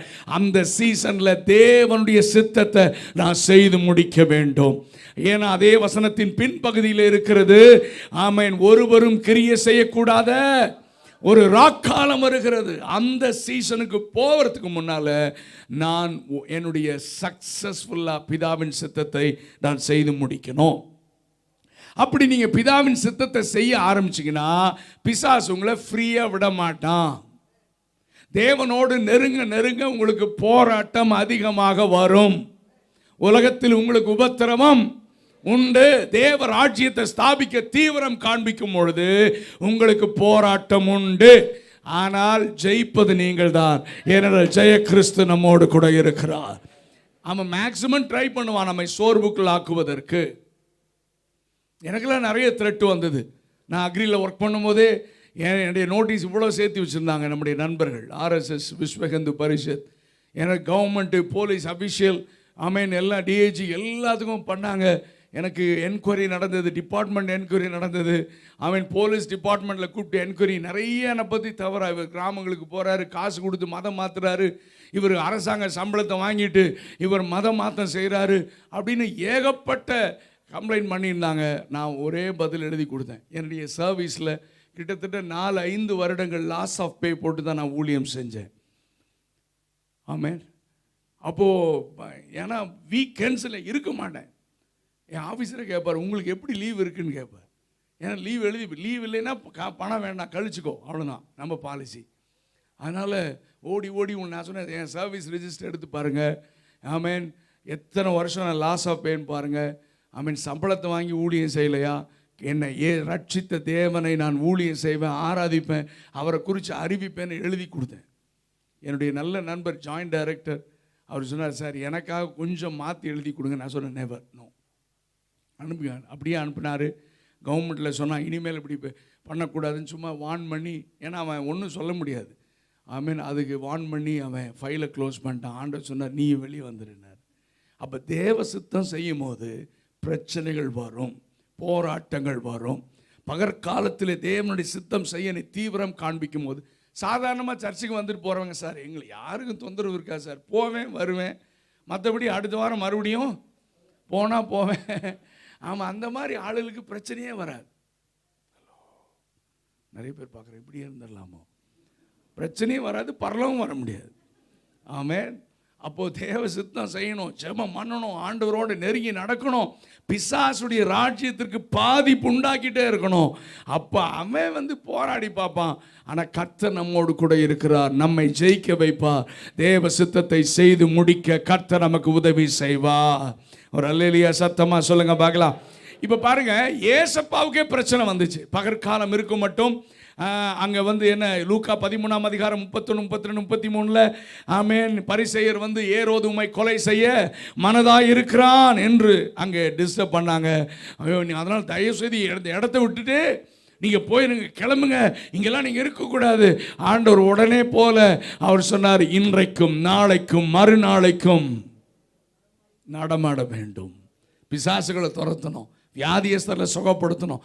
எனக்கு இங்கே வேலை இருக்குடா, எனக்கு கர்த்தர் கொடுத்த ஒரு பகற்காலம் இருக்கிறது. அந்த பகற்காலத்தில் யாரும் என்னை ஒன்றும் செய்ய முடியாது. நம்புறவங்க மட்டும் ஆண்டவரை துதிங்க பார்க்கலாம். ஒரே ஒரு காரியத்தை நான் சொல்கிறேன், டைம் போயிடுச்சு. இந்த காரியத்தை நான் சொல்லி முடிக்க விரும்புகிறேன். மத்தேயுல அந்த 20ஆம் அதிகாரத்தில் ஒரு காரியத்தை நீங்களும் நானும் அறிந்திருக்கிறோம். என்னன்னா, அதை வாசிக்கலாம் நேரம் இல்லை. 11ஆம் மணி நேரத்தில் வேலைக்கு அமர்த்தின ஒரு சிலரை குறித்து அங்கே எழுதப்பட்டிருக்கிறது. அதை மட்டும் நான் உங்களோடு கூட சொல்லி நான் ஜெபம் பண்ண விரும்புகிறேன். இந்த இந்த இந்த அதிகாரத்தை நீங்கள் வாசிக்கும் போது நீங்கள் உங்களை ஒரு கற்பனை பண்ணணும். என்னென்னா, நம்ம ஊரில் எல்லாம் இந்த கான்ட்ராக்ட் இல்லாத, ரெகுலர் கான்ட்ராக்ட் இல்லாத லேபர்ஸ் எல்லாம், கட்டட வேலை செய்கிறவங்க, கார்பெண்டர்ஸ் எல்லாம் காலையில் ஒரு ஜங்ஷனில் கூடியிருப்பாங்க, பார்த்துருக்கீங்களா? ஆமாம். அப்போ வேலைக்கு ஆள் தேடி வருவாங்க, அவனை கூப்பிட்டுட்டு போய் அவங்க வேலை செய்வாங்க. அதே பிக்சரை தான் கர்த்தர் இந்த அதிகாரத்தில் எனக்கு காண்பித்தார். அந்த நாட்களில் இந்த தோட்டத்தில் வேலை செய்கிற working hours morning 6 to evening 6, morning 6 to evening 6. இப்போ ஆளில் 6 மணிக்கு போய் வேலை ஆரம்பிக்கணும்னா அதுக்கு முன்னாலே எஜமான் கூட்டிகிட்டு போகணும். இவன் எத்தனை மணிக்கு நின்று, 5:30 மணிக்கு நின்றுருப்பான். இப்போ 5:30 மணிக்கு நிற்கணும்னா காலையில் டிஃபன் செய்யணும், இல்லை சாப்பிட்டாலும் மத்தியானம் லஞ்ச் செய்யணும், காலையில் 4 மணிக்கெலாம் எந்திரிச்சிருக்கணும். கவனிங்க, எந்திரிச்சு லஞ்ச் எல்லாம் பண்ணிவிட்டு ரெடியாக நிற்கிறாங்க. யூஸ்வலாக இந்த ஜங்ஷனில் பார்த்தீங்கன்னா, இந்த லேபரை கூப்பிடுறவங்க பார்ப்பாங்க, நல்ல பெஸ்ட் ஆட்லாம் முதல்ல செலக்ட் பண்ணிடுவாங்க இல்லைங்களா? ஆமாம். அதுக்கப்புறம் ஒரு சிலருக்கு கூப்பிடாமே இருப்பாங்க. அந்த மாதிரி முதலாம் மணி நேரத்தில் 2ஆம் மணி நேரத்தில் ஆட்களை கூட்டிகிட்டு போயிட்டு ஒரு சிலர் ரிஜெக்ட் பண்ணப்பட்டார்கள். யாரும் அவர்களை நம்பவில்லை. அவருடைய மனநிலை எப்படி இருக்குன்னு யோசித்து பாருங்கள். இவங்க என்ன யோசித்துருப்பாங்க, என்னை யாருமே நம்பலை, நம்ம வேலை செய்ய வந்தோம், எல்லாரும் போயிட்டாங்க, நம்ம இன்னைக்கு ஒருத்தர் முகத்தை பார்க்குறாங்க. மதியானம் ஆயிடுச்சு, லஞ்ச் டைம் ஆயிடுச்சு, பேசாமல் வீட்டுக்கு போயிடலாமா? அதில் ஒருத்தர் இல்லை, நம்ம சாப்பிட்டுட்டு இன்னும் கொஞ்சம் நேரம் வெயிட் பண்ணலாம். யாரும் கூப்பிடுற மாதிரி இல்லை. கரெக்டாக சாயங்காலம் ஒரு 4:30 மணி, அந்த மணிக்கு அவர் எஜமான் வர்றாரு. நீங்கள் பகலெல்லாம் இங்கே சும்மா இருக்கிறீங்களே, உங்களுக்கு வேலை செய்ய மனசு இல்லையா? அப்போ அவங்க சொன்ன பதில், நாங்கள் வேலை செய்ய தயா காலையில் 4 மணிக்கு எழுந்திரிச்சு இங்கே வெள்ளியாக இருக்கோம் ஐயா, ஆனால் யாரும் எங்களை நம்பவில்லை, யாரும் எங்களை நம்பவில்லை. அப்போ எஜமான் சொன்னார், நான் உன்னை நம்புகிறேன், நான் உன்னை நம்புகிறேன். உடனே அவங்களுக்கு எப்படி இருந்திருக்கும்? இன்னும் ஒரே ஒரு மணி நேரம் தான் இருக்குது, வரீங்களா? ஏன்னா எஜமான், நம்ம மாஸ்டர் ஹீஸ் இன் அர்ஜென்சி, அறுவடை முடியணும், சாயங்காலம் ராக்காலம் வர்றதுக்குள்ளே என்ன செய்யணும் சொல்லுங்கள் சத்தமாக. இந்தியாவில் எழுப்புதல் வரணும், சபைக்குள் எழுப்புதல் வரணும், அறுவடை முடியணும். அவர் ரெஸ்ட்லெஸ்ஸாக சுற்றிட்டு இருக்காரு. என் துடிப்பை புரிந்து கொள்ளுகிற யாராவது ஒருவர் இருக்க மாட்டாங்களா? இதை நல்லா தியானிச்சு பாருங்க. Morning 6 to evening 6 contract sign பண்ணிட்டான். இந்த முதல்ல மணி நேரத்துக்கு போனான்ல, அவன் எல்லாம் என்ன செஞ்சுட்டான் சொல்லுங்க? கான்ட்ராக்ட் சைன் பண்ணவனுக்கு ஒரு பெரிய இது. இனி வேலை செஞ்சாலும் வேலை செய்யலாம் என்ன வரும்? டார்கெட் முடித்தாலும் முடிக்கலைனாலும் சம்பளம் வந்துடும். அவன் அந்த மாதிரி ஆளுங்க நம்ம ஊர்லேயே பார்த்துருக்கலாம். காலையில் நம்ம வீடு கட்டுறோன்னு வைங்களேன், காலையில் 9 மணிக்கு வேலை ஆரம்பிக்கணும்னா அப்போ தான் வந்து சட்டையை கழட்டி மாட்டி அப்படியே பண்ணி 10 மணிக்கு கரண்டி எடுப்பான். உண்மைதானா? ஆமாம். அப்புறம் ஒரே மணி நேரத்தில் டீ டைம்ன்றோம். டீ டைம் 10 நிமிஷம், நான் போய் அரை மணி நேரம் வர மாட்டான். ஆனால் எஜமானுக்கு எப்படி இருக்கும்? ஐயோ இன்னைக்குள்ளே நம்ம என்ன செய்யணும், இந்த செவரை எழுப்பணும், இந்த வேலையை முடிக்கணும்னு துடிப்பாக இருக்கும். அவனுக்கு துடிப்பே, எனக்கு கான்ட்ராக்டில் சைன் பண்ணியாச்சு, ஒரு நாளைக்கு இவ்வளோ சம்பளம் முடிஞ்சது. அப்புறம் லஞ்ச் டைம் என்ன செஞ்சிடும், வந்துச்சுன்னா அவ்வளோதான், 1 மணி நேரம் பிடிக்கவே முடியாது. அதுக்கப்புறம் மறுபடியும் ஒரு டீ டைம் வரும் பாருங்கள். அதுக்கப்புறம் 6 மணிக்கு வேலை முடியும்னா 5 மணிக்கே கை கழுவ ஆரம்பிச்சிடுவான். உண்மையா இல்லையா? ஏன்னா இவன் கான்ட்ராக்டில் சைன் பண்ணிட்டான். ஆனால் இந்த அவனுடைய மனநிலை வேறு. எஜமான் அந்த இங்கேயும் போகிற ரெஸ்ட்லெஸ், ஐயோ என் வேலை முடியலையேன்னு, அதை பற்றி அவனுக்கு கவலையே கிடையாது. ஆனால் அந்த கடைசி மணி நேரத்தில் வந்தவன், அவன் உள்ளே வரும்போதே 1ஆம் மணி நேரத்தில் இருக்கான அப்படி திரும்பி பார்த்துருப்பான். நம்ம சர்ச்சிலையும் அப்படி உண்டு. பாரு கடைசி நேரத்தில் வந்திருக்கான் பாரு. நாங்கள்லாம் கான்ட்ராக்டில், நாங்கள்லாம் யார் தெரியுமா? ஆமாம், முடிஞ்சால் காசு கிடைக்கும், இவனுக்கு காசும் கிடைக்காது, சம்பளமும் கிடைக்காது. என்னவோ இவன் என்னத்தை செய்ய போகிறான், அவன் அப்படி பார்த்துருப்பான். ஆனால் அவனுடைய மனநிலை என்ன தெரியுமா? என்னையும் ஒருவர் நம்பினார், என்னையும் ஒருவர் நம்பி இருக்கிறார், அந்த நம்பிக்கைக்கு நான் துரோகம் செய்ய மாட்டேன்னு. இதை நான் தியானிக்கும் போது கர்த்தர் எனக்கு காண்பித்த ஒரு காரியம் என்னென்னா, இவன் காலையில் 6 மணிலேருந்து 6 மணி வரைக்கும் வேலை செஞ்ச அந்த வேலையை இந்த ஒரே மணி நேரத்தில் அவன் முடிச்சிட்டான். ஒரே மணி நேரத்தில் எஜமானுக்கு மகிழ்ச்சி, சந்தோஷம். எஜமானுக்கு சந்தோஷம்.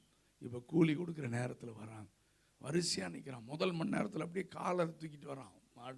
கான்ட்ராக்டில் காசை வாங்கிட்டு வீட்டுக்கு போக வேண்டியதானே, போக மாட்டான், திரும்பி திரும்பி பார்க்குறான். ஆமாம், அவனுக்கு என்ன கொடுக்குறாங்க, அடா பாவி உனக்கு என்ன கொடுத்துருக்கு, சந்தோஷமாக போகலாம்ல, அவனுக்கு என்ன கொடுத்துருக்கு. அவனுக்கு பின்னால் வரவனு அவனுக்கு இப்போ ஒரு பணத்தை எஜமான் கொடுக்குறாரு. இவன் சொல்கிறான் இது நியாயம் இல்லைன்றான். எஜமான் சொல்கிற நியாயம்தான். ஆமென். அது ஏன் விருப்பம், வேலையை பார்த்துட்டு மற்றவர்கள் நம்ம இதனால தான் சொன்னார், முந்தினோர். ஆமாம், நான் தான் சீனியர், நான் தான் அதை பண்ணணும், நத்திங் டூயிங். பிதாவின் சித்தத்தை செய்து முடிக்கிறவனே அல்லாமல் என்னை நோக்கி கர்த்தாவே கர்த்தாவே என்று கூப்பிடுகிற ஒருவனும் தேவராஜ்யத்துக்குள்ளே பிரவேசிக்க முடியாது. கண்களை மூடலாமா? ஒரு சில நிமிஷங்கள் அதிகமாகி விட்டது. Come on everyone close your eyes. ஆண்டவரே உமக்கு ஸ்தோத்திரம். எனக்கு கர்த்தர் கொடுத்த பகற்காலத்தை நான் எப்படி பிரயோஜனப்படுத்துகிறேன். எஜமானுடைய இறுதிய துடிப்பு புரிஞ்சுதா உங்களுக்கு? ஐயோ 2000 ஆண்டுகள், அண்ணன் ஒரு பாட்டு எழுதியிருக்காங்க, 2000 ஆண்டுகளாகியும் இந்தியா இயேசுவை அறியவில்லை. ஏன்னா சபை முடங்கி கிடக்கிறது. பகல் காலத்தில் தீவிரம் காண்பிக்க வேண்டியவர்கள் தூங்கி விட்டார்கள். சாயங்காலம் ஒரு கிரேஸ் பீரியட் கர்த்தர் கொடுத்தார், அப்ப கூட செயல்படலை. ஐயோ ஆமென். முதல்ல வந்தவங்க எல்லாரும் அவர்கள் வேலை செய்யாம எஜமானுடைய துடிப்பை புரிந்து கொள்ளாம ஜாலியா இருக்கும் போது கர்த்தர் இந்த கடைசி நாட்களில் ஆமென் நம்ம யாருமே நம்பாத ஒரு சிலர்களை கர்த்தர் தேடி வருகிறார். நான் சொல்றேன், எழுப்புதலுக்கு கர்த்தர் பயன்படுத்துகிற பாத்திரங்கள் ஏதோ பெரிய பெரிய ஆட்கள் என்று அடையாளம் காணப்பட்டவர்கள் அல்ல. ஆமென். அடையாளம் இல்லாமல் ஆமென் இருக்கிற அநேகரை கர்த்தர் இந்த எழுப்புதலிலே பயன்படுத்த விரும்புகிறார். யாரும் நம்பாத ஒரு சிலரை கர்த்தர் நம்முடைய கரத்தில் எடுத்து பயன்படுத்த விரும்புகிறார். ஒருவேளை இந்த சபையில் இருந்தாலும் சரி, நீங்க எங்க இருந்தாலும் சரி, யாருமே எங்களை கவனிக்கலையா? நாங்கள் நிறைய பேருக்கு ஒரு காம்ப்ளெக்ஸ் இருக்கோம், நாங்கள் தகுதி இல்லையா? எங்களுக்கு ஒரு கிருபை இல்லை. கர்த்தர் உன்னைத்தான் தேடுகிறார். நீ மட்டும் நீ அவருடைய காரியத்துக்கு அவைலபிளாக இருந்த, ஆண்டவரே இதோ நான் இருக்கிறேன் என்று சொல். ஆமென். கொரிந்தியருக்கு எழுதும்போது பவுல் எழுதுகிறார், மாம்சத்தின்படி நம்முடைய அழைப்பை பாருங்கள். நம்மில் அநேகர் ஞானிகள் இல்லை, பலவான்கள் இல்லை, ஆனால் ஞானிகளை வெட்கப்படுத்த பைத்தியங்களை கர்த்தர் தெரிந்தெடுத்திருக்கிறார். அந்த வரிசையில் தான் என்னையும் கர்த்தர் தெரிந்தெடுத்தார். கண்களை மூடி ஒப்பு கொடுக்கலாம். ஆண்டவரே உங்களுடைய கரத்தில் என்ன ஒப்பு கொடுக்குறான்ப்பா. யாருமே என்ன நம்பல, நீங்க என்ன நம்புறீங்களா? என்னை ஒப்பு கொடுக்கிறேன், என்னை பயன்படுத்தும். ஜெபம் பண்ணலாமா?